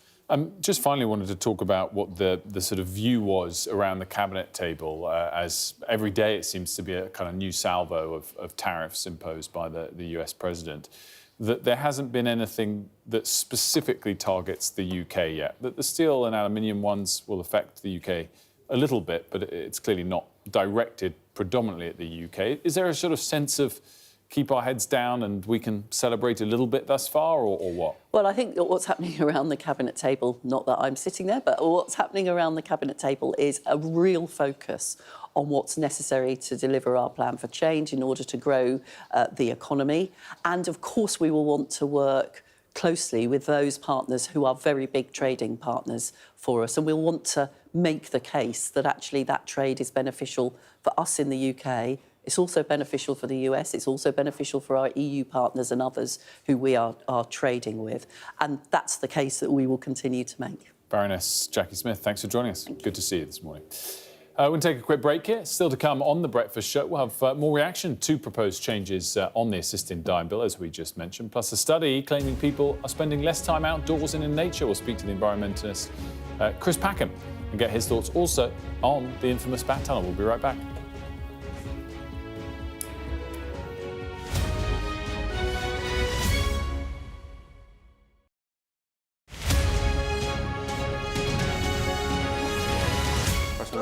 How are you? Good morning. Good morning. Nice to see you. How are you feeling? Looking forward to getting into the parliamentary chamber. Are you any further forward to making a decision? No, it's an important day today. All of the claims were in line with my parliamentary duties, so I'm making that clear to you, Connor. He was a Scot through and through. He was a very good politician. Alex Salmond was controversial, he was a disruptor, but above all, he was respected. Will you resign if you lose this week?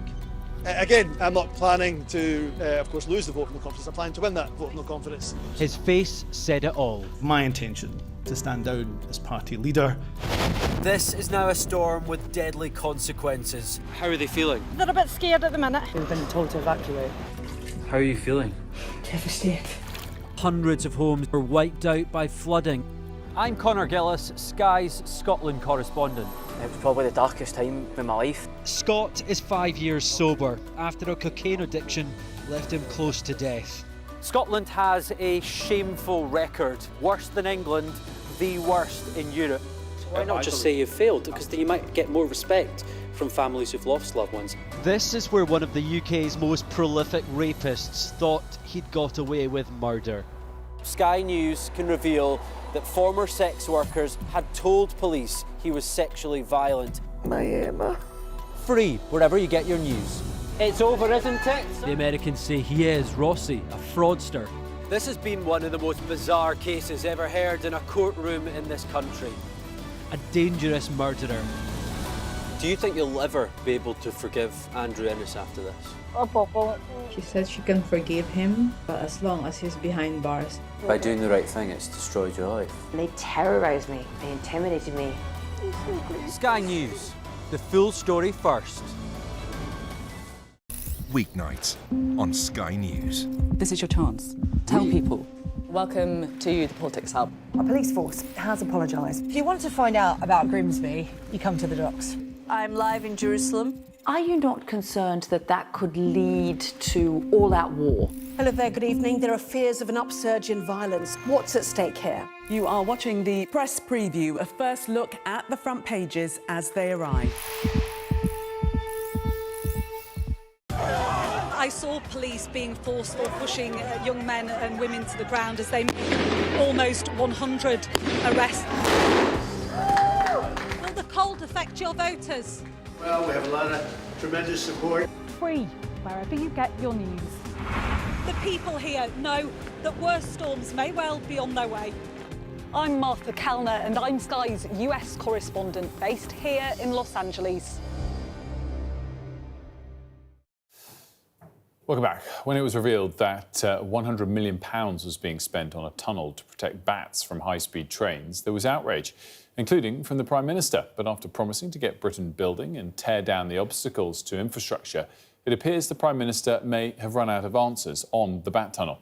Our Deputy Political Editor, Sam Coates, has this report. Lurking in the woodlands of Buckinghamshire, there is a monster.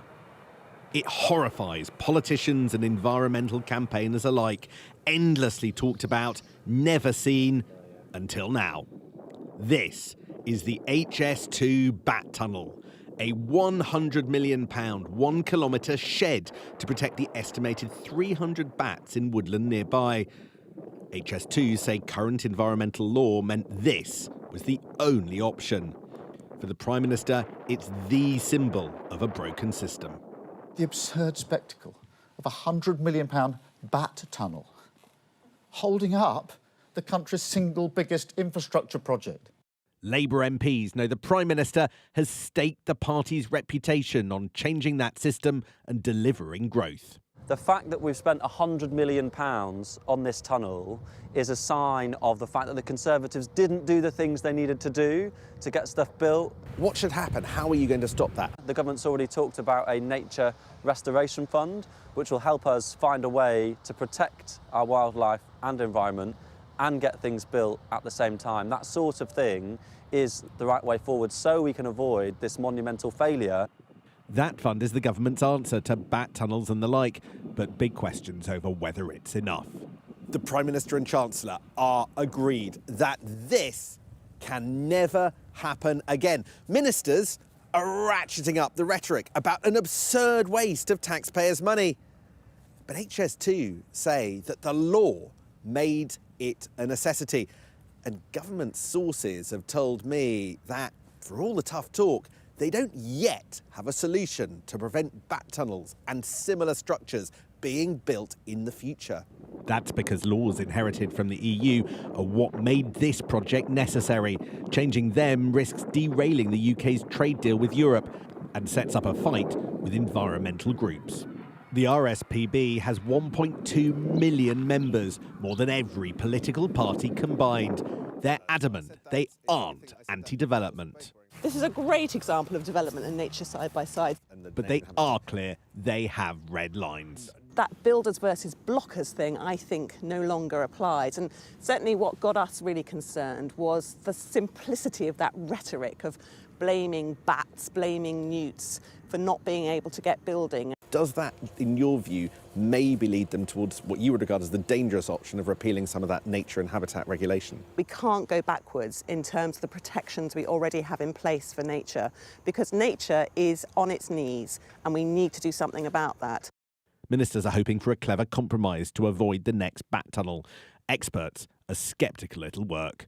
Can the Prime Minister's political sonar navigate this one safely?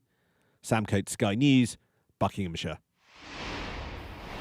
Well, let's get more on this with the Wildlife TV presenter and conservationist Chris Packham, and more to get to with Chris in just a moment about how much we spend outside and in nature. But Chris, first your view on this bat tunnel and the reporting there from Sam that it is almost certainly going to go ahead. Is it something that divides opinion equally, or can you see the argument about how people are sort of frustrated how much it's going to cost for circa 300 bats? I think it's unfortunate that the Prime Minister has picked on this particular piece of infrastructure.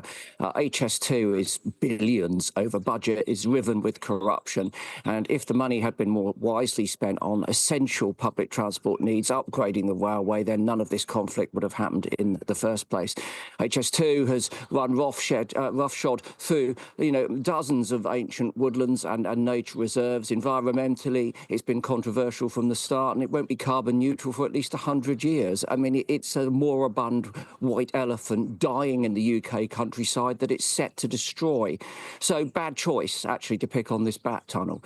Most important within Sam's report is the fact that the UK is still essentially a signatory to some of the best wildlife and nature protection laws that were drafted under UK legislation, and we've sought to keep those on post-Brexit. As Becky said there, we live in one of the most nature-depleted parts of the world. Our set of nations is, 200th in the list of those nations. We are a nation of animal lovers, but we've done pretty badly when it comes to looking after the animals in our own backyard. So we're not going to allow those laws to be downgraded without not the fight of our lives, but the fight for our lives. And that's what this is really about, isn't it? Because a sustainable, functional ecosystem is essential for human life on Earth and everything else on Earth. All the food that we grow that comes from those soils will only come from those soils if nature's working and we're working with nature. And that means we have to make compromises when it comes to these sorts of projects. Well, I guess that's exactly what the counter-argument would say is the need for compromise. Maybe these laws are fantastic and should stay in large part, and I have no doubt that you're right that our nature is depleted and could do with as much protection as possible. But surely the argument for compromise here, for a national infrastructure project that, like it or not, is going ahead, is going to connect millions of people, is costing billions of pounds, that there should be compromise when all we're looking at here is not... Ideally, we wouldn't want to repeal the entire laws, but perhaps that will be necessary. But we're talking about 300 bats. Should there be some flexibility and compromise in the opposite direction? Well, I don't think we can say it's only 300 bats, because where do we then draw the line? Here's a simple question for you. How many Tudor villages is HS2 ploughing through? How many Georgian towns is it ploughing through? I mean, when it comes to looking after our own, national treasures, things that we've created, we've done everything we can to minimise the damage. What's happened when we have infrastructure projects like this is that nature gets pushed to one side. And that's why we have to fight tooth and nail for it, even when it's costing us £100 million, because we need that nature. We have regulations in place. And again, I draw your attention to the fact that as a percentage of the spending, what is 100 million when it comes to this infrastructure project, which has already been downgraded? It's not meeting all of its targets. It's not going to be heading as far north in the way that it was set out to do in the first place. As I said, it's a grotesque example of public misspent money, and it should have been invested in a better rail system, serving better people better, so that they can travel more efficiently, more cheaply, and with functional internet, rather than in getting involved in this great big building project, which is a carbon scar on our efforts to reach net zero. It's very difficult, and I appreciate that many people are going to do the maths and they're going to say, how much is that per bat? Well, how much is it per our future? That's what it comes down to. And I think that the Prime Minister and the Chancellor have been reckless with their language when it comes to constantly bullying bats and newts and using them as some sort of totemic, beating bull. And really, they've lost friends that they had. There's a lot of great ministers in our government. There's a lot of people working there at the moment who know what they've got to do when it comes to net zero, know what they've got to do when it comes to looking after nature. But unfortunately, top down, their job are not being made easy by this idea that we've got to build for growth, as if there's an infinite supply of resources, which there isn't. If we want growth, we should be investing it in renewables and building jobs for people and secure few people, for our economy in a sustainable way. This isn't sustainable. I guess the final point on this, Chris, I just suggest or ask is whether letting perfect be the enemy of the good, that somewhere down the line, all of these laws might get repealed in a much more profound way than you would want to see because of the lack of individual bits of flexibility. And again, I guess along with that, trying to make sure you do bring the populace along with the strength of your arguments rather than be brought down by individual kind of statistics and aspects like this. Yeah, I think you make a very good point there, and that point is that it is incidences like this which might drag the whole nature conservation and net zero. Let's just use net zero as an all-encompassing, means of describing our need to reduce our carbon output, if you like. If that gets dragged into a culture war, and we see this happening all the time, then that divisive, nature versus no nature, carbon versus not the need to deal with it, is the last thing that we need. So I suppose we, as conservationists and environmentalists, are caught between a rock and a hard place here. We will be forced into, obviously, trying to uphold that legislation that's in place, so therefore we will be litigating. But at the same time, it's really important for people like myself and the NGOs, the Wildlife Trust, RSPB, Woodland Trust, and all of the others, to make sure that we are leading here to communicate to people the need to protect our nature. So I think we, as you say, have got to step up our game and make sure that we can provide adequate explanations as to why the country is spending £100 million on a bat tunnel on a piece of railway that it probably shouldn't have ever started because it's costing us too much money and it's an environmental disaster. Chris, thank you so much for joining us and doing that explanation for us. I know we didn't get onto the other topic today, and hopefully you'll come back soon to discuss that. Much appreciated. Not a problem. Thank you. Chris Packham there. Now, as we've been reporting throughout the day, there are now proposed amendments to the Assisted Dying Bill, which will be debated later on. The MP who introduced the bill has suggested that cases would not, in fact, need to be signed off by a High Court judge. Let's get more reaction to this. I'm joined now by the former Supreme Court Judge, Lord Sumption. Lord Sumption, quick first question. Where do you stand on this? On the bill as a whole or on the amendment? Both. I am cautiously in favour of the principle behind the bill. When I gave evidence to the House of Commons committee, I expressed strong reservations about the proposal for things to be signed off by a High Court judge. The current proposal is to replace the High Court judge by a commission. I think that resolves one problem, namely the lack of capacity in the High Court to deal with all this. But whether it resolves the other problems depends on exactly what the proposed amendment is going to say. If this new commission is just going to duplicate the work that will already have been done by the two doctors that have to be involved, then it doesn't seem to me to be much of an additional safeguard, and it's going to produce bureaucracy and delay of the sort which for terminally ill patients is not desirable. If, on the other hand, it is going to review retrospectively how the Act is working and report to Parliament from time to time, then I'm in favour.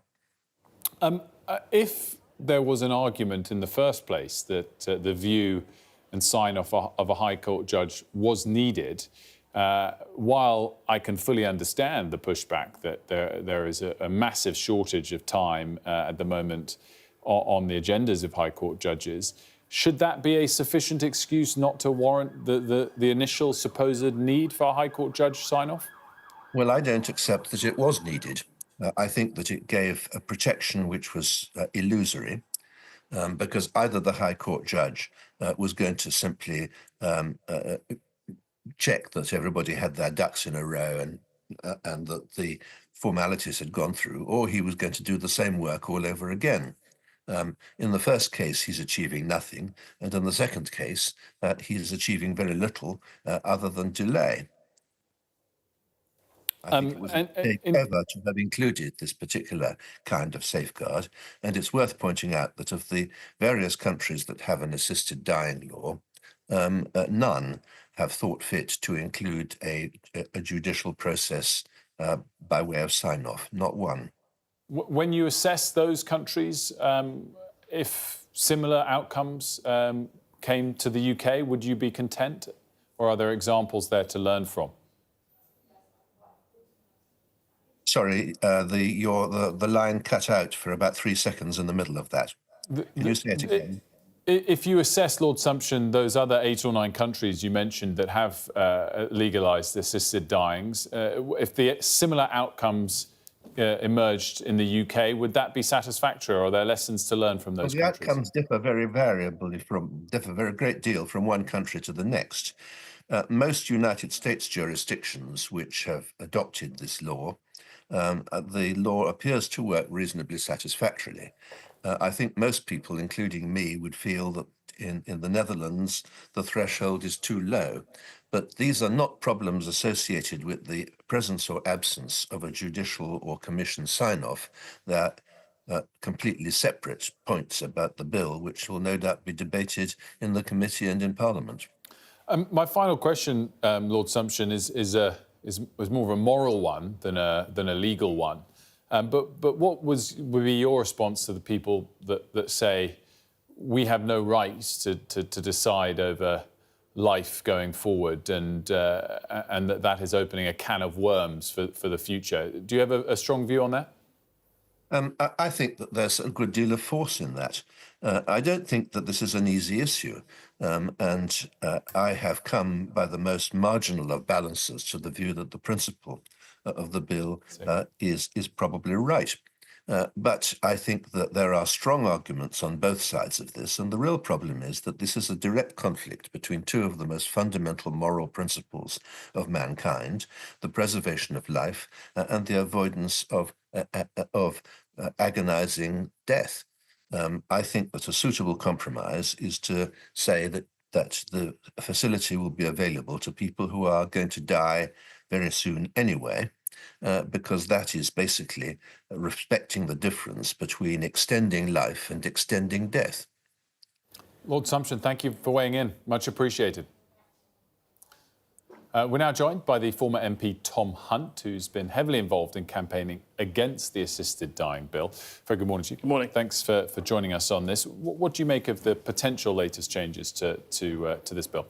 I think it would make a lot of people very nervous. So we saw in this second reading debate that I think there was over 60 MPs that specifically cited this High Court safeguard as being something they found reassuring and a reason why they were able to vote for it at second reading. Another 20 referred to the various judicial safeguards that are in place. So I think those MPs will probably be having doubts now. I think they'll probably be having second thoughts. And of course, there's this other point, but this has been sprung on us at 10 p.m, the evening before the committee starts going through a bill line by line. And again, that's something else I think lots of MPs will be uncomfortable with. But I don't think you're suggesting that this was sort of purposefully done in this regard. I think it's been a debate that has had very understandably strongly held beliefs, but been conducted with great respect thus far. Well, I think the key thing is that we debate the issue thoroughly. I mean, this is an issue of life and death. The stakes could not be higher. So, frankly, my main view is that it should be debated thoroughly and properly. And I think that to spring such a substantial change at the last moment, when this High Court safeguard, at the second reading, it was one of the key things. It was meant to see, this is what makes our bill safer than anywhere else in the world. I mean, there it is. Puff of smoke, gone, just like that. Could it not be replaced by something that achieves the same thing, as Lord Sumption was making the argument there? The proof will be in the detail, but that a High Court judge in itself doesn't have to be the be-all and end-all. Well, I think for many MPs, I think the fact that you had a High Court judge, an incredibly senior legal figure overseeing this, because, you know, the key thing here, and the reason why so many people are nervous is that wherever this has been introduced, there isn't a single place where it hasn't been introduced around the world, where there haven't been horror stories, where we haven't seen some of the most vulnerable people in society being coerced into early premature deaths. And that is what we desperately got to avoid. And, you know, we've been told by Kim that, you know, we're going to be the one exception. The UK is going to be the one exception. Well, I have to say, and she used the High Court element as being the reason why we were going to be the one exception. But High Court protection has now gone. You mentioned that 60 or so MPs in second reading mentioned it as a factor that they cared about. Remind us of what the numbers were at second reading and what you think this might do to the outcome. So it was a reasonably narrow majority. So second reading was 55 votes. And of course, Kim said that actually a vote at second reading is just to continue the debate, supposedly. So we only need about sort of 28 MPs to change their vote the other way, and we've got a totally different outcome. And we know that a lot of MPs gave it qualified support at second reading. The committee process had significant shortcomings, and I think people have been right to raise questions about the witness lists, the membership to the committee. And I think a lot of MPs have been watching this closely, and they're uncomfortable about what they've seen at the committee stage. What will you be looking out for in the day ahead? What questions will you be wanting to see posed? Well, there's been a number of amendments have been tabled to this bill, including from MPs who've got concerns about this bill. James Cleverly has tabled some amendments about trying to make sure that when somebody makes this decision, it's not because of somebody else, it's not because they're under pressure. Sarah Bull has made some very, very credible amendments. Sarah Olney's made some amendments now. Shark. Cross-party, we've seen some MPs making, I think, some very important amendments. So it'd be very interesting to see whether those amendments are accepted, and if they're not accepted, why? Tom Hunt, thanks so much for joining us and giving that perspective. Former MP there, Tom Hunt. We'll take a quick break here on The Breakfast Show. When we come back, campaigning for change, the Natasha Ednan-Laperouse Research Foundation introduces a new programme to teach allergy awareness. We'll be right back.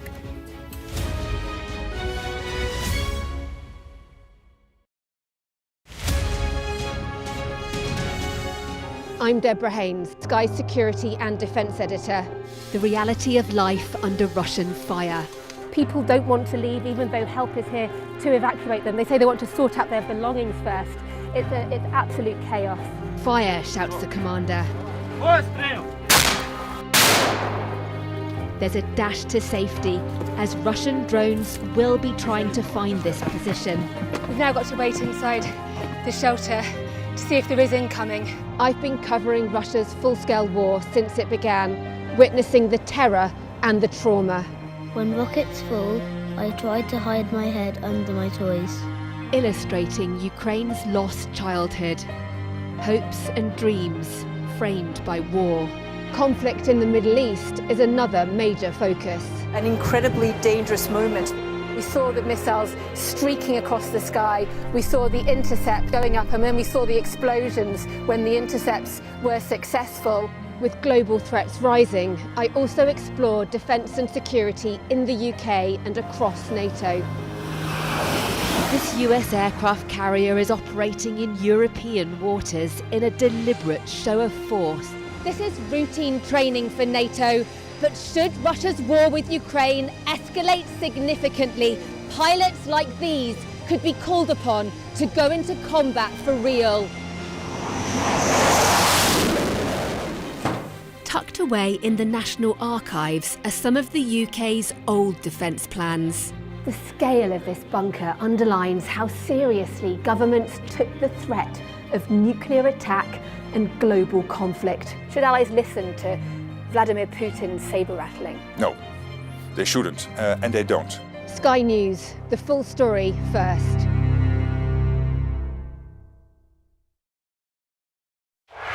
Play Sky News. From the Sky News Centre at 7. Now that you're up to date, we can go into a bit more detail. Things can change incredibly quickly. Taken by surprise. Have you ever known a moment like this in British politics before? Yes. Cheers. We'll start with breaking news. Let's get the latest on the ground. So, by the end, we'll hopefully all understand what's going on in the world just that little better. Mandatory evacuation, you must leave! For many people, Harvey is far from over. People here believe the water will be this deep for weeks. I'm Greg Milam, and I'm Sky's Chief North of England correspondent. Are you trying to run me over, Sir Philip? No, go away. Look like it, sir. Will you respond to those who've made accusations, Sir Philip? Can you go away? Sky News, the full story first.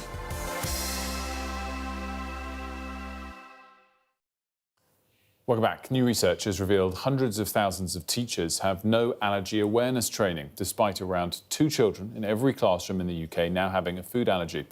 The Natasha Allergy Research Foundation has set up a new schools programme aiming to protect children with allergies. The foundation is named after Natasha Ednan-Laperouse, who died after an allergic reaction to a mislabelled Pret sandwich. I'm delighted to say that Natasha's mother, Tanya, is here with us now. Very good morning to you. Morning. If you don't mind, would love if you could remind us of what happened to your daughter and how we got to this point. Yes, so Natasha, she had food allergies, and when she was 15 years old, she was going on a short break, a short holiday with her father and best friend to the south of France. And one of the allergies that she had was to sesame seeds, but unfortunately she ate a baguette that had the sesame seeds baked into the dough of the bread, so they couldn't be seen. They weren't sprinkled on the top like you would see on a burger bun. And she ate it before boarding, and she started feeling very unwell, literally very soon after the plane took off, and went into multiple cardiac arrest. She had what's called an anaphylactic reaction, which is the most severe form of allergic reaction, and she died that day in hospital. Just so sorry, Tanya. It's just the most tragic of stories. And you've, for many years now, done your best to make sure that something comes out of it, the first step of which was Natasha's Law. Yeah. And tell us what the additional step is that you're talking about today. Well, today what we're looking at is schools, and we're looking particularly at primary schools, nursery schools, and all sort of out-of-club settings and groups that children between the ages of 3 and 11 participate in. And we've created this incredible programme. It's called Allergy School, and it's a national programme, and it's available for free to all of these, like nursery schools, etc., around the country. And it's really to educate teachers and to help the children, giving them resources to learn about food allergies. Well, let's separate those out if we can. I mean, are teachers not yet adequately aware of the importance of these details? No, unfortunately not. It's unfortunately hasn't really changed much in the last decade. There are schools that try very hard to look after children with allergies, but they don't really have the right resources and tools to do it very well. And we had a survey with the NASUWT Teachers Union, and 1,900 members replied. And it's almost 3/4 of teachers don't get any allergy training or support, and they feel they would benefit from it because they've got the responsibility to look after children who are, some of them are potentially at risk of a life-threatening allergic reaction from the smallest amount of their allergen. And it's really unfair, I think, to expect teachers with everything else that they're doing to just be expected to work in this way. So they really welcome additional support and resources. And is most of this focused towards prevention of issues or also how to respond if something does arise? It's both. So definitely prevention and how schools can become much safer and more inclusive in a classroom, but also teaching teachers how to keep a classroom safer for those children, and children what they can do as well, how to keep their friends safe, and what to do, very importantly, what to do in an emergency, a medical emergency. Let's talk about the education for children on this. I mean, presumably that is in two parts as well. For those who have allergies themselves, where I guess the education is most important of all, but also, as you're alluding to, for their friends to be aware. Yeah, we've made it, because it's children and it's obviously age appropriate, what we've done is we've made it really inclusive for the whole class. And that's really important. We didn't want to make children with food allergies stand out like there's something wrong with them. But it's just teaching children about this medical condition, what it can mean, and how they as friends can help their friends and what they can do to make sure that they're safe. And it's been done before with other medical conditions, and children really respond to this type of education and learning. Unfortunately, there's still so much, I don't think, it's almost like stigma around allergies, that they're not real, they're pretend, they're not really serious. And we just need to change the narrative on that. And the resources, we've worked with some really incredible educators, the King's Foundation being one of them. And so we know the resources are extremely high quality, and you've got to engage positively, I think, to get the best results, and that's what we've tried to do. Well, you are a shining example of someone who has engaged positively. You mentioned the King there. You must have felt a wonderful sort of vote of congratulations that you're doing things in the right way when the King got behind it. Yeah, it's amazing. He really is behind the work that we're doing, and we're really grateful for that, because it really, I mean, it makes people stop and listen. But allergy is something that's very important to him, and especially as we've worked with the King's Foundation. And it's just really important to say that all educators of children, nursery schools, like I said, primary and out-of-club settings, can go onto the website, which is allergyschool.org.uk. They can sign in and they can literally download anything and everything that they want.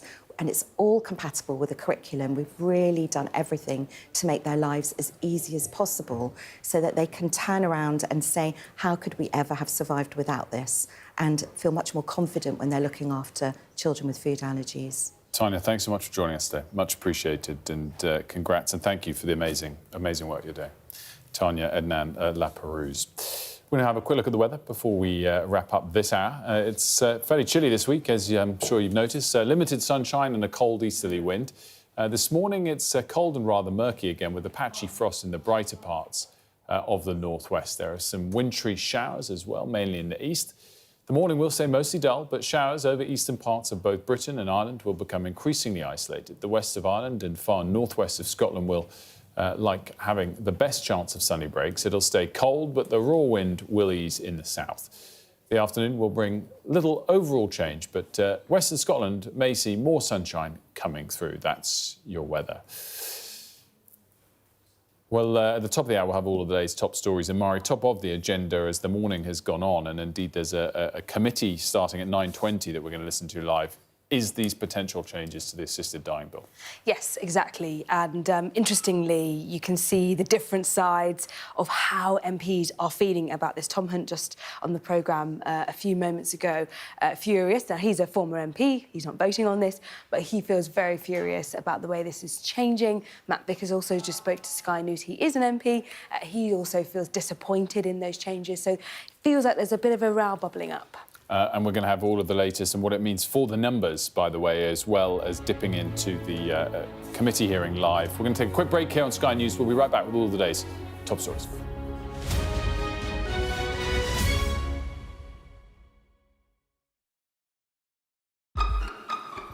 We've got your Sunday mornings covered. From the front page and the sounds of the streets to the voices of the people who make the major calls and big-picture politics beyond Westminster. We'll put you at the heart of our story. I'm ready. Are you? Join me, Trevor Phillips, Sunday mornings on Sky News.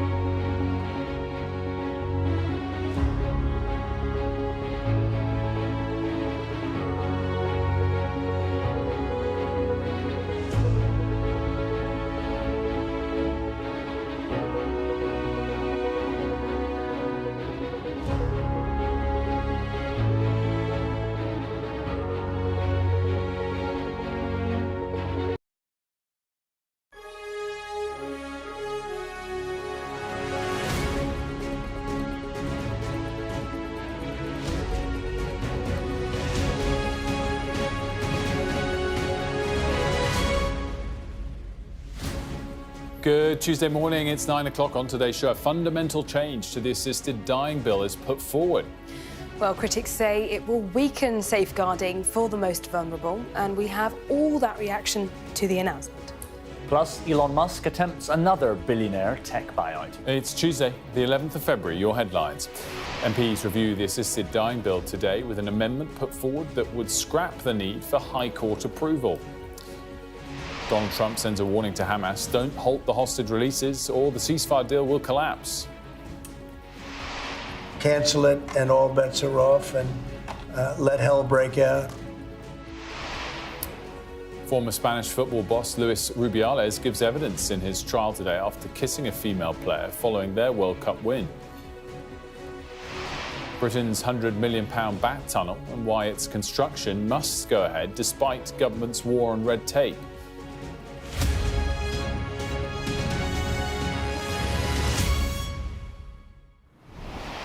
Good morning to you. Thanks for joining us here on The Breakfast Show. Well, the MP behind the assisted dying bill suggested cases would not need sign-off by a High Court judge under changes proposed to the bill. Kim Leadbeater is expected to bring forward amendments that would instead favour a multidisciplinary panel of experts to examine cases. Mari's got our first summary report. The ayes to the right, 330. The noes to the left, 275. More than 2 months on from the historic moment when MPs voted in favour of passing a bill on assisted dying, today scrutiny begins. MPs are due to comb through the bill, line by line, debating changes and amendments. But now, Kim Leadbeater, the MP behind the bill, has called for a change to the legislation. Speaking to Sky News' Sophie Ridge, she suggested replacing the need for High Court judge approval with an expert panel. What we need is a really robust third layer of safeguarding. But I have to be honest, I'm quite open-minded as to what that might look like. So it doesn't have to be a High Court judge? I think there's a role for other experts to play. We took evidence from the Association of Palliative Care Social Workers, for example, and we took evidence from psychiatrists. And I think what came through in the evidence was the need for a multidisciplinary approach, and that's something I'm giving serious consideration to. I think legal oversight is really important, but I think that multidisciplinary approach could actually enhance the bill even further. But it's been a cause for concern for some members of Parliament, with Tory MP Danny Kruger calling the change a disgrace. With the bill set to face further reviews and votes in the Commons and the Lords, it will likely be at least another 2 years before an assisted dying service is in place, if ever.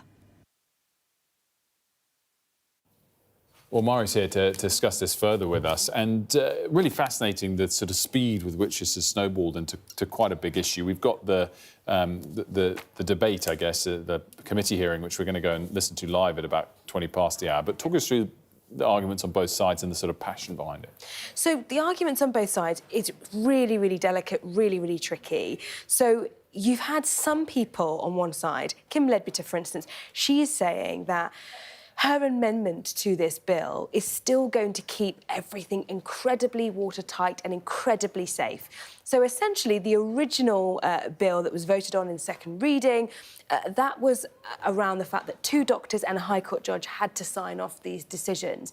And the amendment that she's bringing forward essentially means that it would need to be a kind of senior legal figure, but not necessarily a High Court judge, to be on this kind of multidisciplinary panel. The difficulty with that is some people will say, actually, that's even better, that's even more useful, that's more holistic. Others would say it's a watering down of the original promise and the bill that MPs were persuaded by and voted for back in November, at second reading. And so the question will be, will people start to change their minds now? So, for instance, I think we've got a clip I can show you from Matt Vickers, Conservative MP. Now, he originally voted against this bill, so it's important to know the context of this. But nonetheless, he appears to be incredibly disappointed by the change in some of these amendments. This bill, when it came forward, the people who were bringing it forward said all those safeguards were in place. This was one of them. This was one of the things on which this idea was sold, on which it was taken forward and put through the House of Commons. And now we see that there's wriggling on it, that they're changing some of those safeguards and checks that were meant to be put in place. This was meant to be foolproof. It needs to be foolproof because it needs to protect vulnerable elderly people. So you can see there, Matt Vickers is trying to explain that he feels that MPs might feel perhaps misled, perhaps not convinced by the new reality of this bill. And also, Jacqui Smith on the programme, when she was speaking to you, she was basically saying, I don't have a view on this. I'm in the House of Lords anyway, so I haven't had to vote on this yet. But she clearly hasn't made up her mind. She said she would look at the detail before she decided how she would vote in the House of Lords. Now, that's indicative of the fact that she hasn't made up her mind, but also perhaps that she's not convinced yet by either side. And so will this change, will this amendment start to make people think twice about whether they're going to vote in the same numbers they did in the last time? And it was interesting also hearing from Tom Hunt, the former MP, and Lord Sumption, the former Supreme Court judge, who both had different takes and different sides to it as well, just highlighting how complex this all is. Tom Hunt mentioned, actually, it was closer than I'd realised, that the second reading vote, and said so 20 or 30 would have to change minds for it to not make it through the final stage. Just remind us what stage we're at, where the numbers stand at the moment. So in the second reading vote, we had 330 in favour and 275 not in favour. So essentially what Tom Hunt was arguing was if you had, let's say, 28 or so MPs switching from one side, not only do you gain 28 on the no side, but you lose 28 on the other side, and therefore you end up with a really, really close result. And that's what he's campaigning for, and we know, those like Danny Kruger, who are still in the House of Commons, are also campaigning for. And what they feel is that their argument from day one, when it came to the assisted dying bill, was that they felt that if you look at other countries, they have started with a bill that was a lot more, robust, safe, strict, however you want to describe it, and over time it was loosened, weakened, again, depending on how you want to kind of characterise it, or changed. And so they feel that that is the kind of route that we are going on, and they feel that this amendment from Kid Leadbitter is proof that that is the beginning of that kind of slippery slope, which you can see why they would argue that, and it was an inevitable kind of realistically kind of byproduct of an amendment like this. Nonetheless, Kim Leadbitter is still insisting this is absolutely safe and does not change the basic principle of the bill and how safe it is. Mari, as always, thanks so much. Mario Aurora there. We're going to go live when the committee stage does begin to get you up to speed on that. Expected at some point in the next 20 minutes or so. Now, Elon Musk is making moves to acquire yet another tech giant. Mr. Musk has made a nearly $100 billion bid with a group of investors to buy OpenAI. It's given rise to a back and forth between Musk and OpenAI CEO Sam Altman. And our correspondent Tom Clark managed to catch up with Mr. Altman at the AI summit in Paris just moments ago. Sam, should you have taken Elon's offer? You refused $1 billion for Elon Musk. What do you want to say to Elon Musk? Received what from him? Almost $100 billion, right? The company is not for sale, neither is the mission. We're happy to buy Twitter if you want to talk about that. Sam, we're happy to buy Twitter. Yeah? Sam, how can we trust your models are safe? Not much talk about safety here at the summit. How can you reassure people your models are safe? Model safety track record. I think you have to look at what we've done. This summit obviously is not as focused on safety. The previous ones have been, but it's an integral part of everything we do at the work. We call you as Cam. And do you think Batman? Did you see it? This calls a lot of people a lot of names. This is not a serious person. Can you afford your own company now, though? It does raise that question. Can you afford to buy OpenAI off the non-profit now?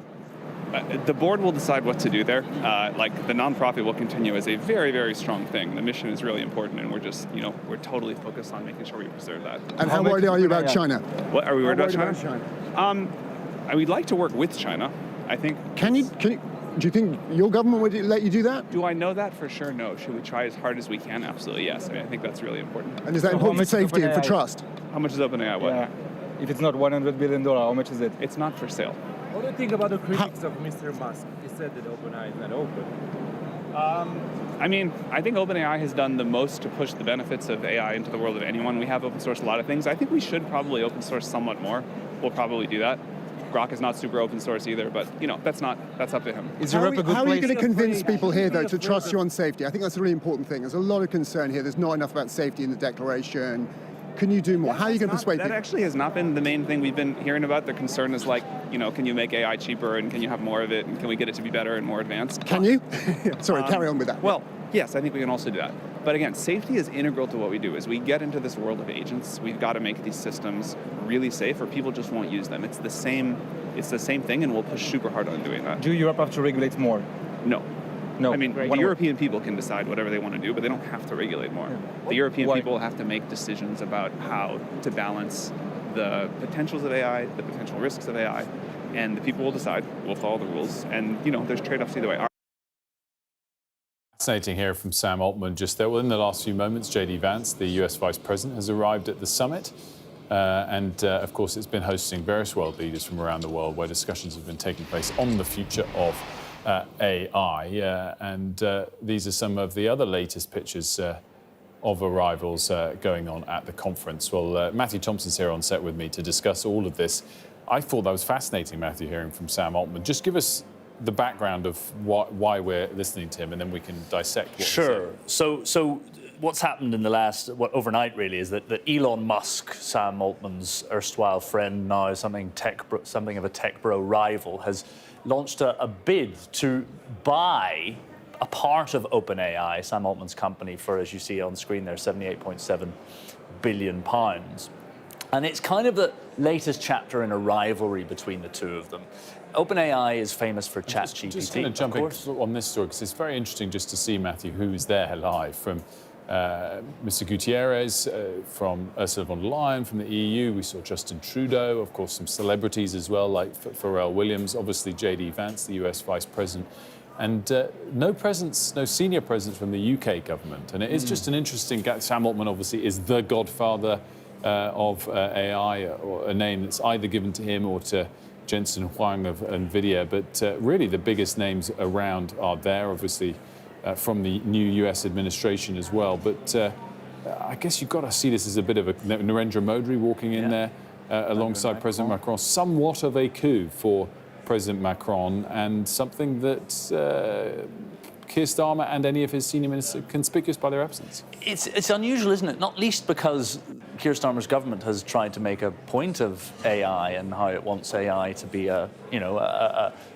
find a home in Britain, so to speak, and also be at the heart of much of the sort of productivity revolution that his government is trying to engender. Pichai there as well, the Google CEO. Sorry. And so to not be present at this, gathering, as you say, of luminaries, both of the tech industry and of regulatory bodies around the world, governments around the world, it does seem rather odd not to be there. Now, look, to some extent, as you say, diplomatic coup, certainly it looks fantastic. The pictures beamed around the world, Emmanuel Macron at the centre of it, certainly looks good for him. I suppose the question on all of these things is it going to actually achieve anything practical, and does it do anything to, safety is obviously one of the big things. You heard Sam Altman there being asked about it. These summits have come and gone, and yet the safety fears persist. Particularly in terms of, I saw actually just on LinkedIn there, a study had been done showing that the levels of inaccuracy in these things is still vastly high. And, time and again, these concerns have been raised, but not addressed. Well, interesting, though, just to see the body language warmth there between J.D. Vance and President Macron. You might have expected, whilst there's talk of tariffs going on the EU, of a slightly more icy relationship between the two men. It was brief, but it was certainly warm, of course, on show in public. I mean, comparing to the UK, of course, we should remember that the UK did recently host a AI summit when Rishi Sunak was Prime Minister. Of course, the keynote person there was Elon Musk, of course, so ironic in that regard. But in terms of big announcements, I haven't dissected quite the style and terms of the French announcement, but there has been a number thrown around of 100 billion euros, of course, from the French to go into this area. So there's that at least to come from this. But interesting though to see those people there, and maybe we wouldn't expect the UK to be present. Maybe not invited. Let's get a quick snapshot from Nicole, who's outside the DeepSeek headquarters in China, and haven't seen the head of DeepSeek there. He's quite an elusive character, I guess. Nicole, what's the news of this conference reaching back to China? Are they just very proud of their own very successful startup themselves? Well, they are proud, and I think China is still coming to terms with it, because many people here were just as shocked at the sudden announcement and development of DeepSeek in the artificial intelligence space, as was the rest of the world. As you said, we're outside the headquarters of DeepSeek in Hangzhou and speaking to some of the people who work in this building. They told us how proud they feel about it. Now, the office is actually on the 12th floor. And as you know, it's not a free and open media environment here in China, so we haven't been able to get to the office. I wouldn't expect that we will see the, as you said, elusive founder of it, Liang Wenfeng, come out of the front door. We've been told that he's not been here for the last few days, but yeah, I mean, the development of DeepSeek has really taken the world by storm, that this Chinese upstart company has been able to develop it for less than what they say is $6 million. They did it in just a few months, and really no one seemed to know about it until the 20th of January, the day of President Trump's inauguration. That's when they launched it. And then a week later, we had that incredible rout and shock on the stock market when suddenly the rest of the world woke up to the fact that China was far more advanced in the space of artificial intelligence than anyone had expected, and that they had managed to do it also without the advanced semiconductor technology from the United States. They've done it with legacy chips or run-of-the-mill chips, essentially. Nicole, stay close for us. And Matthew, whilst we do wait for the keynote addresses at that conference, including, of course, from President Macron, it is interesting to reflect on what Tom Clark did get out of Sam Altman there. Of course, the founder of OpenAI that runs ChatGPT, clearly pushing back on the attempts by a group of investors led by Elon Musk to buy OpenAI. But also, two things I think came out of it very clearly.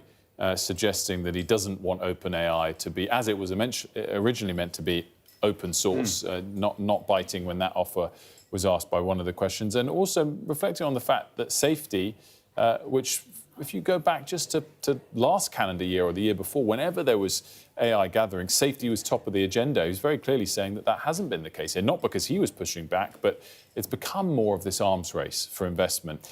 Companies competing against each other, countries competing against each other. Yeah, I mean, I think, as you say, three things. He was pretty straightforward, wasn't he, when he was asked repeatedly about the sale? He said it's not for sale. He's not showing any signs that he's considering this to be a real offer from Elon Musk and his consortium.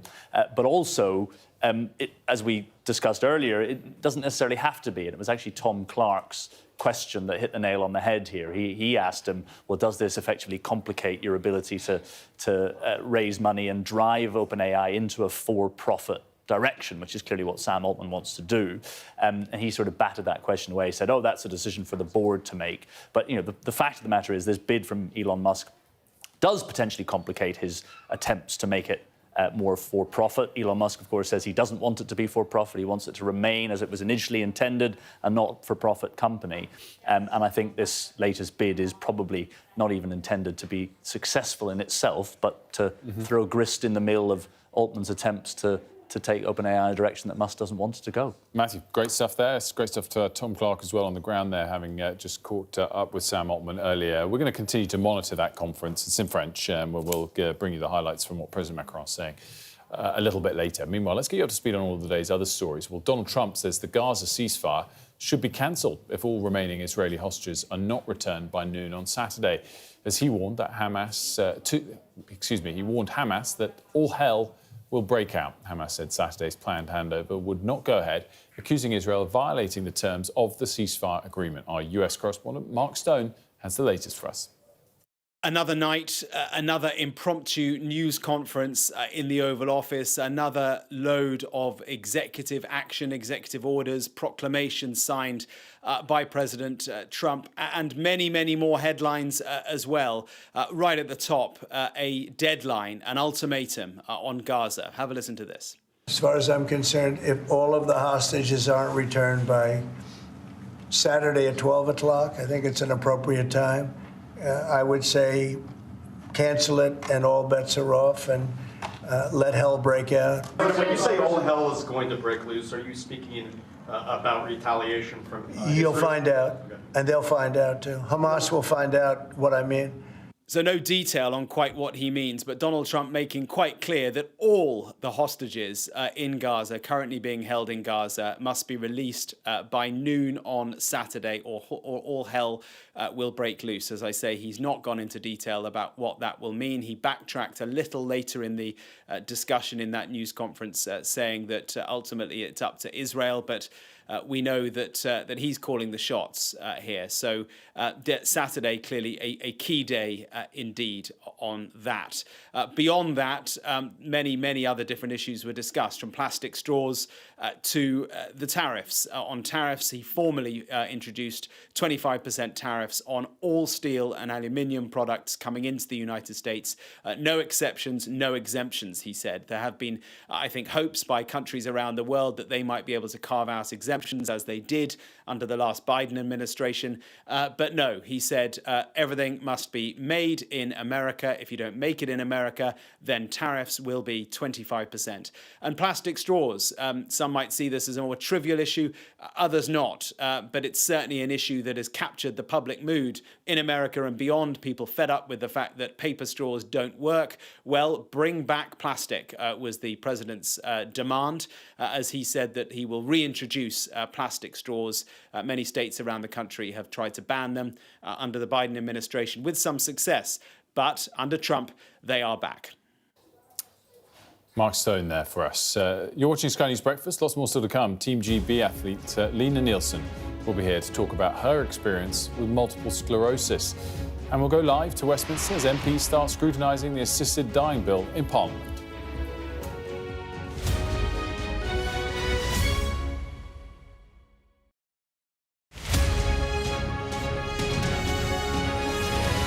Westminster, how are you? Good morning. Good morning. Very nice much to see you. How are you feeling? Looking forward to getting into the parliamentary chamber.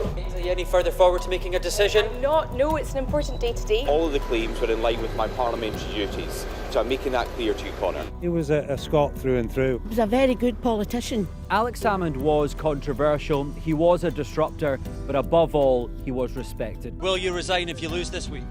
Again, I'm not planning to, of course, lose the vote of no confidence. I'm planning to win that vote of no confidence. His face said it all. My intention to stand down as party leader. This is now a storm with deadly consequences. How are they feeling? They're a bit scared at the minute. We've been told to evacuate. How are you feeling? Devastated. Hundreds of homes were wiped out by flooding. I'm Conor Gillis, Sky's Scotland correspondent. It was probably the darkest time in my life. Scott is 5 years sober after a cocaine addiction left him close to death. Scotland has a shameful record, worse than England, the worst in Europe. So why not just say you've failed? Because then you might get more respect from families who've lost loved ones. This is where one of the UK's most prolific rapists thought he'd got away with murder. Sky News can reveal that former sex workers had told police he was sexually violent. My Emma. Free wherever you get your news. It's over, isn't it? The Americans say he is Rossi, a fraudster.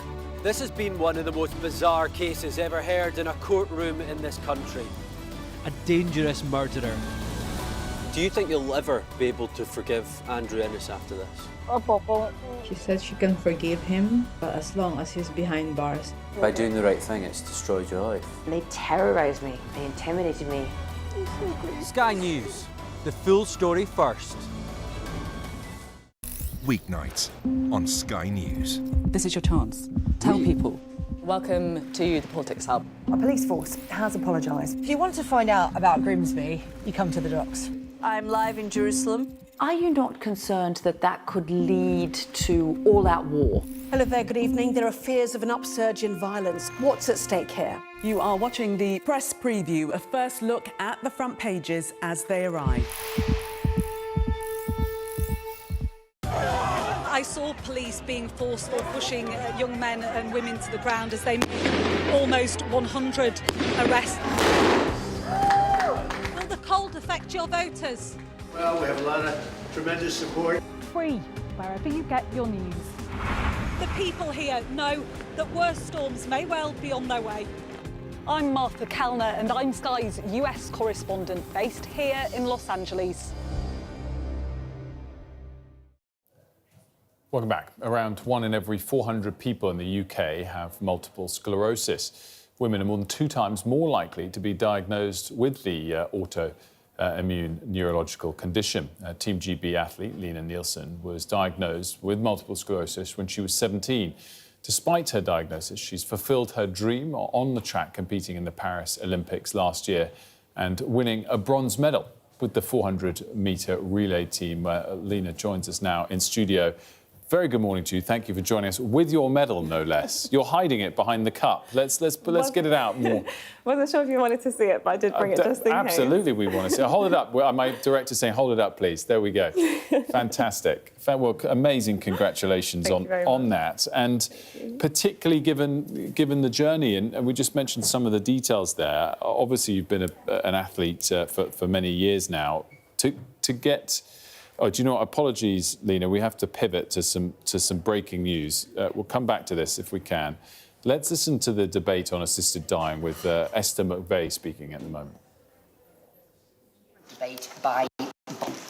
At the end of the debate on a group of amendments and new clauses and schedules, I shall call the member who moved the lead amendment or new clause again. Before they sit down, they will need to indicate if they wish to withdraw the amendment or the new clause or to seek a decision. If any member wishes to press any other amendment, and this includes grouped new clauses and schedules, in a group to a vote, they need to let me know. I shall use my discretion to decide whether to allow a separate stand-part debate on individual clauses and schedules following the debate on relevant amendments. I hope that explanation is helpful. If any member wishes to make a declaration of interest, they can do it now.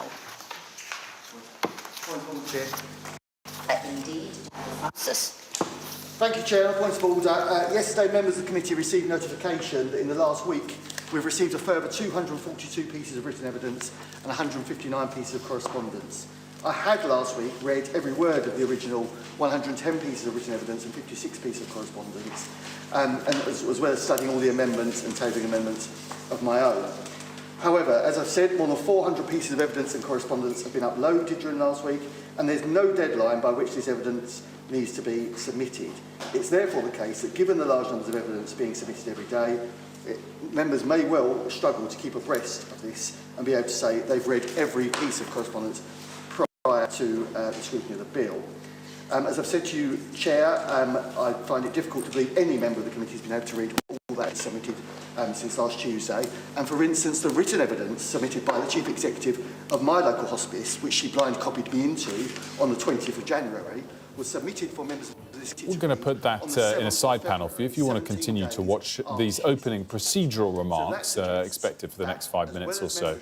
We'll have it for you on a QR code on the side panel. You can watch it on the Sky News website. We will go back to it when the body of the debate gets going, expected in a little moment. For now, I want to return now to Team GB athlete Lina Nielson. Lina, apologies for that interruption. We were just discussing your great success and congratulations on it, on winning a bronze medal at the Olympics. But just take us back through the story of when, as a young athlete, wanting to be the best you can, you got that news that you did have multiple sclerosis, and I guess how that felt. Yeah, so it was a very long time ago now. I'm on the 11th year since my diagnosis. So I was 17 when I got diagnosed, and for a lot of people, it can be a very challenging time. It's, MS is so widely misunderstood, and there's so many misconceptions around MS, which is a reason I'm really happy to launch this campaign with Sanofi and really get that word out there. But it was, such a hard time. You just didn't know what was going to happen. Because it's such an uncertain condition, you have to face that uncertainty, and you just don't know where life will take you. And of course, medical professionals can't tell you where it's going to take you because it presents so differently, manifests so differently for everyone. So it was a very hard time. I had various symptoms which led to my diagnosis. So these symptoms varied from optic neuritis, which led to vision problems, right-sided weakness, which led to right-sided paralysis, which was very hard, and that was what led to my diagnosis. And at the time, I wasn't really thinking about athletics as a career, and through my diagnosis, I found that purpose and found that, drive to move my body. And then in the end, it just led me to the Olympic Games. So wow, what a story. I didn't know that detail, that you weren't training at the time. You mentioned there's a lot of misconceptions. What do you think the biggest ones are? Yeah, so there was a survey, actually, a 2025 survey, where people were asked what they think multiple sclerosis is. Only a third of those people that, successfully said it was a neurological autoimmune condition. More than half of the people said it was a musculodegenerative condition, which is just completely wrong. So it is an autoimmune condition which, like most autoimmune conditions, your body mistakes something for not being yours. So in the case of MS, it is your nerve cells which are mistaken for not being yours, being a foreign body. Your immune system then goes and attacks those nerve cells, and that can lead to a range of symptoms. If you think your nervous system controls all of the functions in your whole body, you can imagine the range and the severities of those different symptoms. And so in that way, no two people have the same type of MS. And in that same token, it can be very hard to explain within yourself what's going on. I think the other surprising factor of this is it could be, or is, affecting a lot more people than perhaps most people would realise. Yeah, so actually it affects more women than it does men. So I think the stat is 70% of people who get diagnosed are women. And another misconception is that it will happen later in life, whereas actually we'll find that most people who get diagnosed are young people. If you think my first symptom was when I was 13 years old, I got diagnosed at 17, so I wasn't even an adult at that point. So I think that kind of shows exactly, how varied it can be and how it can you can get diagnosed at any point in your life. And I think, as you are such a great example of, it can be managed and treated. Yeah, so, in the 10 years since I got diagnosed, it's come such a long way. There's so many treatment options now and so much support out there. There's more people speaking about it, which I think is great. I think the more that we can raise awareness about MS and really get it to be understood, it can help people's quality of life. I think people with MS, it's really hard to explain within yourself, let alone articulate. So that can become an issue to people like employers, or if you're someone who needs assisted kind of living or mobility issues, to then go and apply for those different kind of opportunities like PIP payments through the government. It becomes really hard for you to explain if you don't understand the condition well enough. So I think the more that we can speak about it, the more that we can educate and raise awareness and really advocate for people living with MS, the better the quality of life can be. And the more people feel empowered, I think the more you understand, the more that you can be empowered to go and seek out, those treatments and not lock those doors and really get the treatment and the service that you deserve. Well, Lina, thanks so much for coming in and sharing your story today. We really appreciate it. Sorry for the interruption, and thank you also for bringing your medal. Always great to see Olympic medal. Much appreciated. We're going to take a very quick break here on Sky News Breakfast. When we come back, we'll have more of that live debate in Westminster.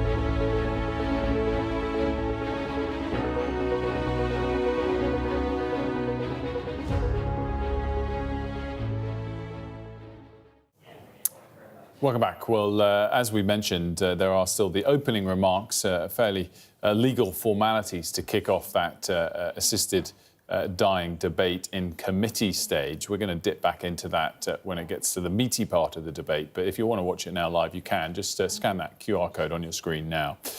Now, when it was revealed that £100 million was being spent on a tunnel to protect bats from high-speed trains, there was outrage, including from the Prime Minister. But after promising to get Britain building and tear down the obstacles to infrastructure, it appears the Prime Minister may have run out of answers on the bat tunnel. Our deputy political editor, Sam Coates, has this report.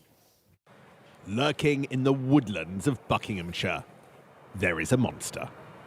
It horrifies politicians and environmental campaigners alike, endlessly talked about, never seen, until now. This is the HS2 Bat Tunnel, a £100 million, 1 kilometre shed to protect the estimated 300 bats in woodland nearby.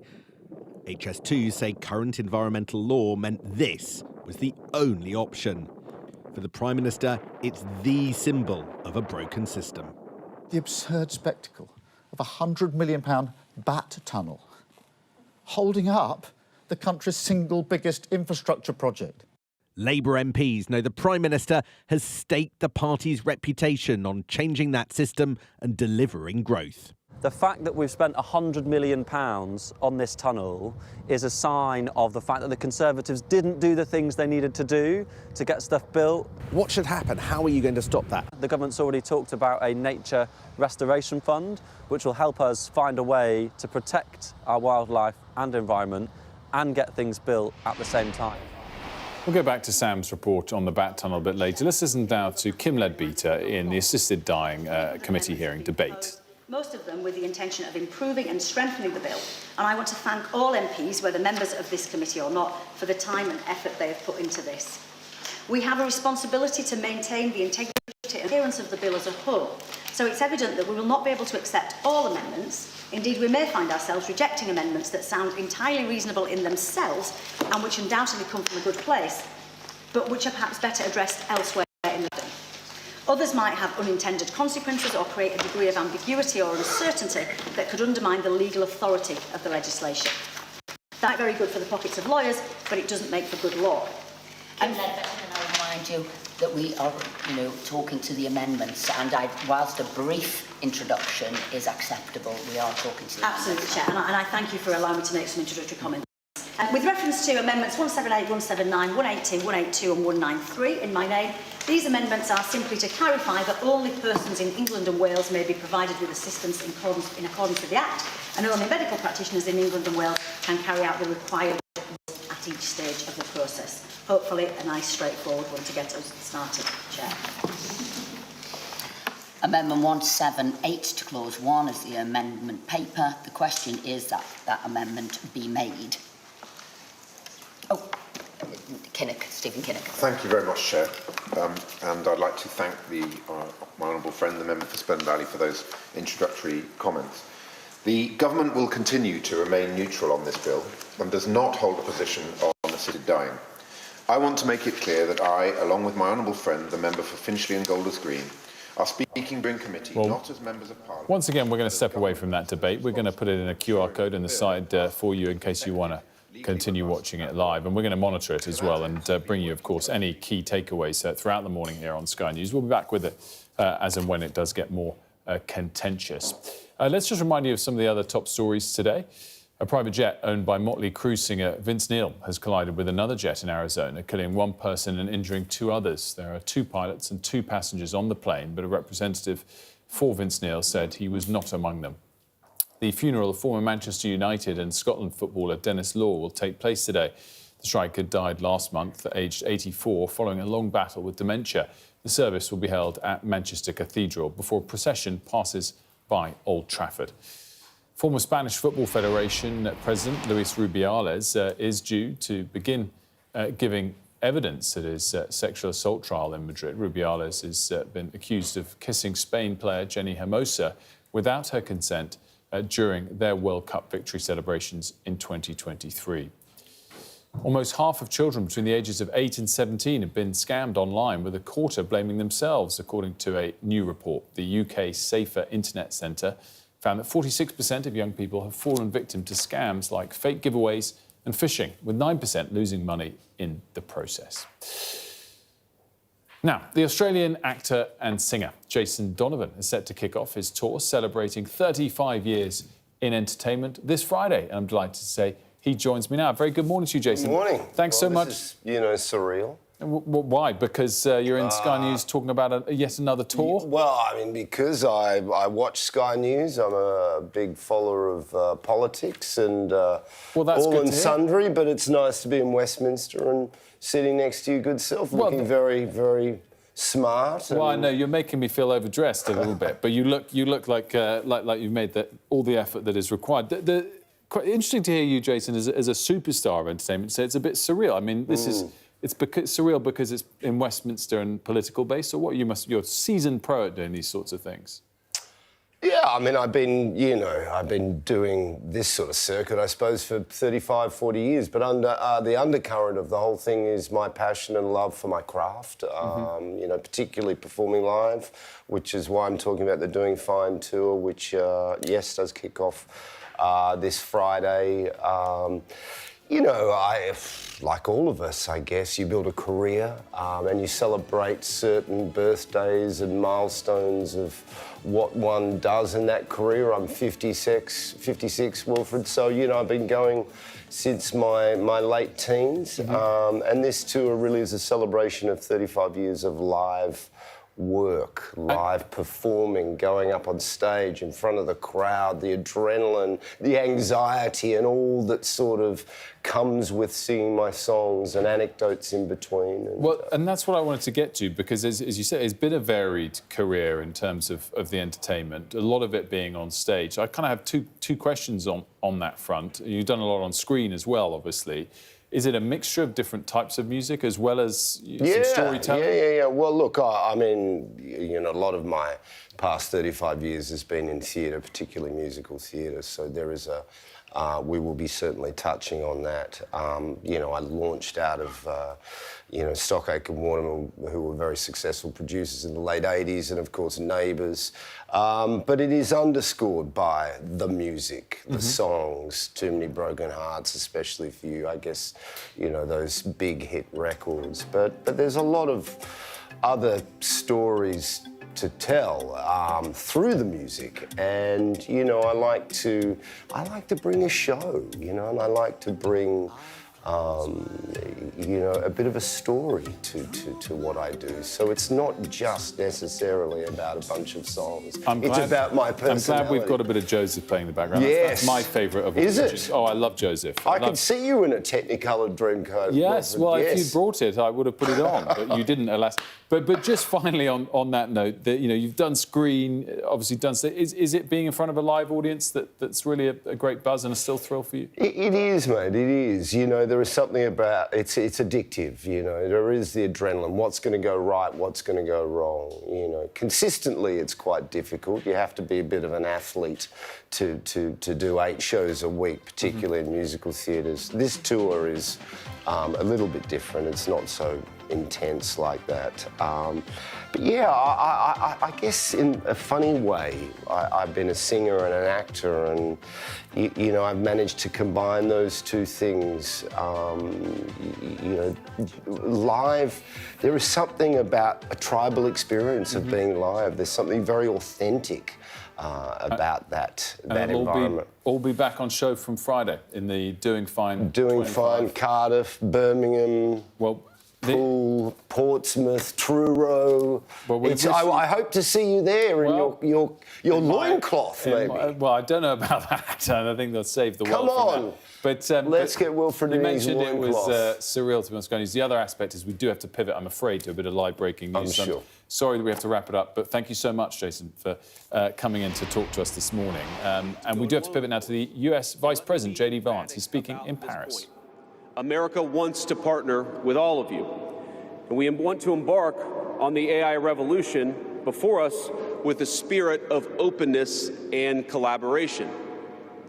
But to create that kind of trust, We need international regulatory regimes that fosters the creation of AI technology rather than strangles it. And we need our European friends in particular to look to this new frontier with optimism rather than trepidation. Now, the development of cutting-edge AI in the U.S. is no accident. By preserving an open regulatory environment, we've encouraged American innovators to experiment and to make unparalleled R&D investments. Of the $700 billion, give or take, that's estimated to be spent on AI in 2028, over half of it will likely be invested in the United States of America. Now, this administration will not be the one to snuff out the startups and the grad students producing some of the most groundbreaking applications of artificial intelligence. Instead, our laws will keep big tech, little tech, and all other developers on a level playing field.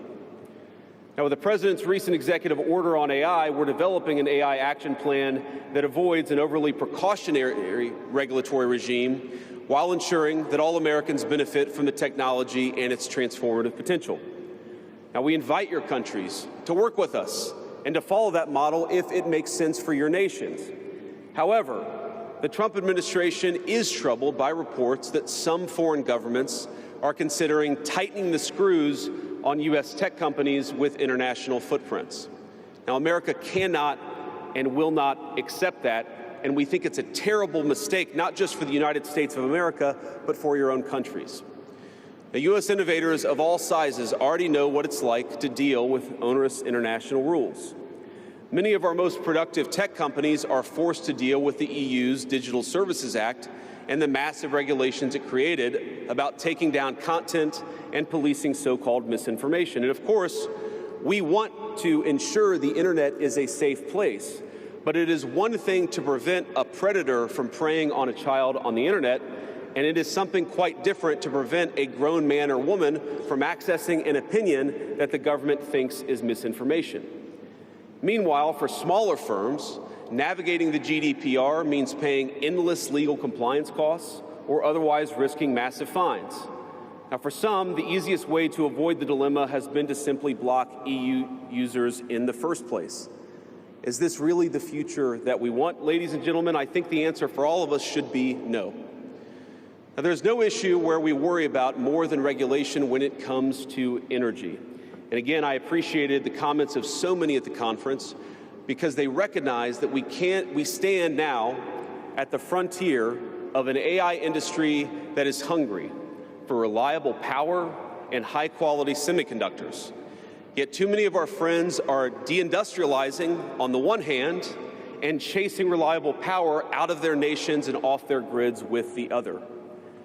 The AI future is not going to be won by hand-wringing about safety. It will be won by building, from reliable power plants to the manufacturing facilities that can produce the chips of the future.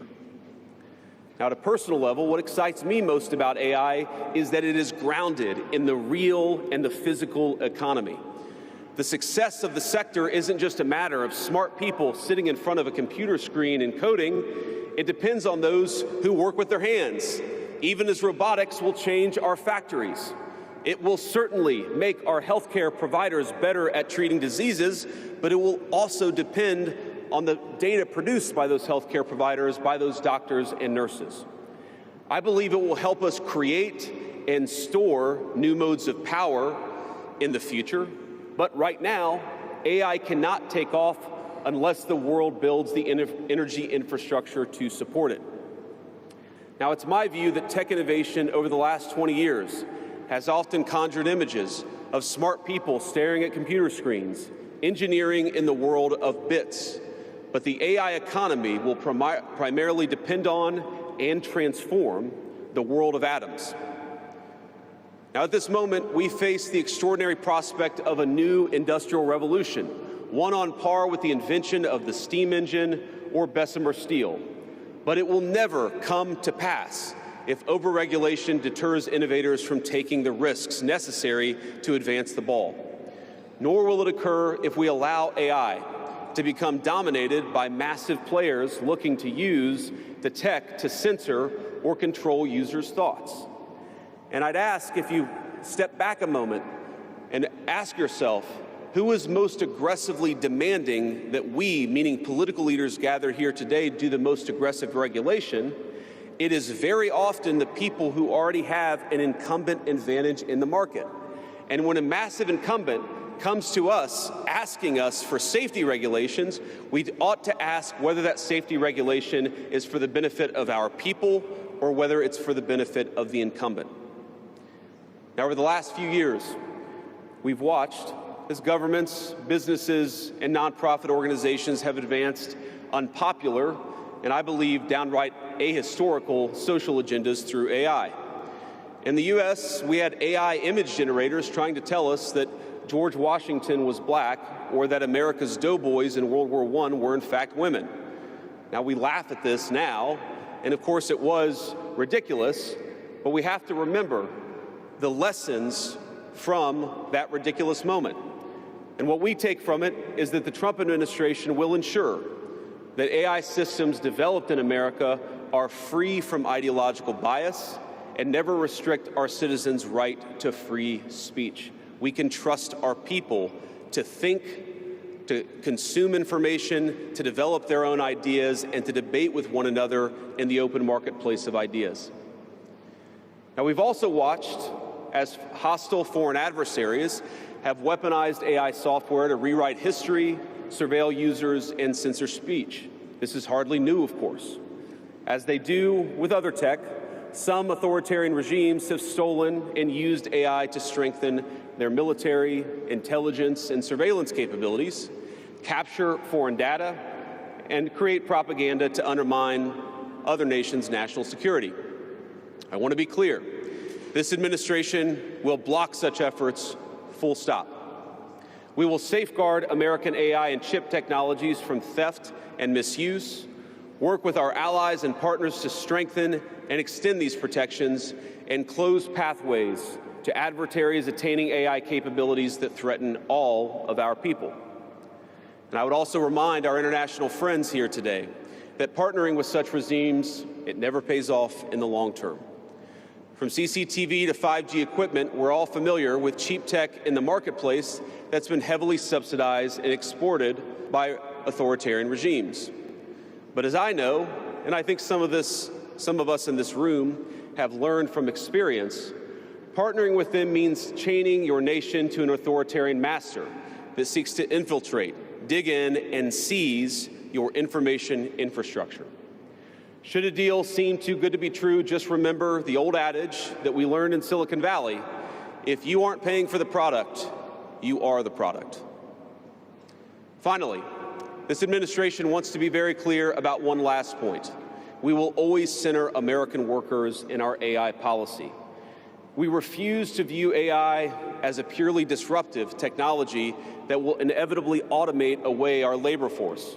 We believe, and we will fight for policies that ensure that AI is going to make our workers more productive, and we expect that they will reap the rewards with higher wages, better benefits, and safer and more prosperous communities.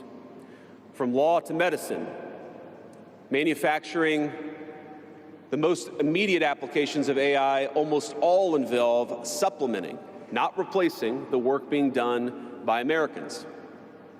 Now, combined with this administration's worker-first approach to immigration, we believe that a U.S. labor force prepared to use AI to its fullest extent will instead attract the attention of businesses that have offshored some of these roles. To accomplish this, the administration will make sure that America has the best trained workforce in the world. Our schools will teach students how to manage, how to supervise, and how to interact with AI-enabled tools as they become more and more a part of our everyday lives. And as AI creates new jobs and industries, our government, businesses, and labor organizations have an obligation to work together to empower the workers, not just of the United States, but all over the country, all over the world. To that end, for all major AI policy decisions coming from the federal government, the Trump administration will guarantee American workers a seat at the table, and we're very proud of that. Now, I've taken up enough of your time, so I'd like to close with just a quick story. This is a beautiful country, President Macron, and I know that you're proud of it and should be. And yesterday, as I was touring Les Invalides with General Gravette with my 3 kids, he was kind enough to show me the sword that belonged to America's dearest international friend from our own revolution, of course, the Marquis de Lafayette. He let me hold the sword, but of course he made me put on the white gloves beforehand. And it got me thinking of this country, France, and of course of my own country, and of the beautiful civilization that we have built together with weapons like that saber. Weapons that are dangerous in the wrong hands, but are incredible tools for liberty and prosperity in the right hands. I couldn't help but think of the conference today. If we choose the wrong approach on other things that could be conceived of as dangerous, things like AI, and choose to hold ourselves back, it will alter not only our GDP or the stock market. Well, we're going to come off those final comments from JD Vance as we take a break now before Sky News Today. Gareth Barlow up next, and he'll have the takeaways from a very combative speech there from the US Vice President and all of the day's other top stories.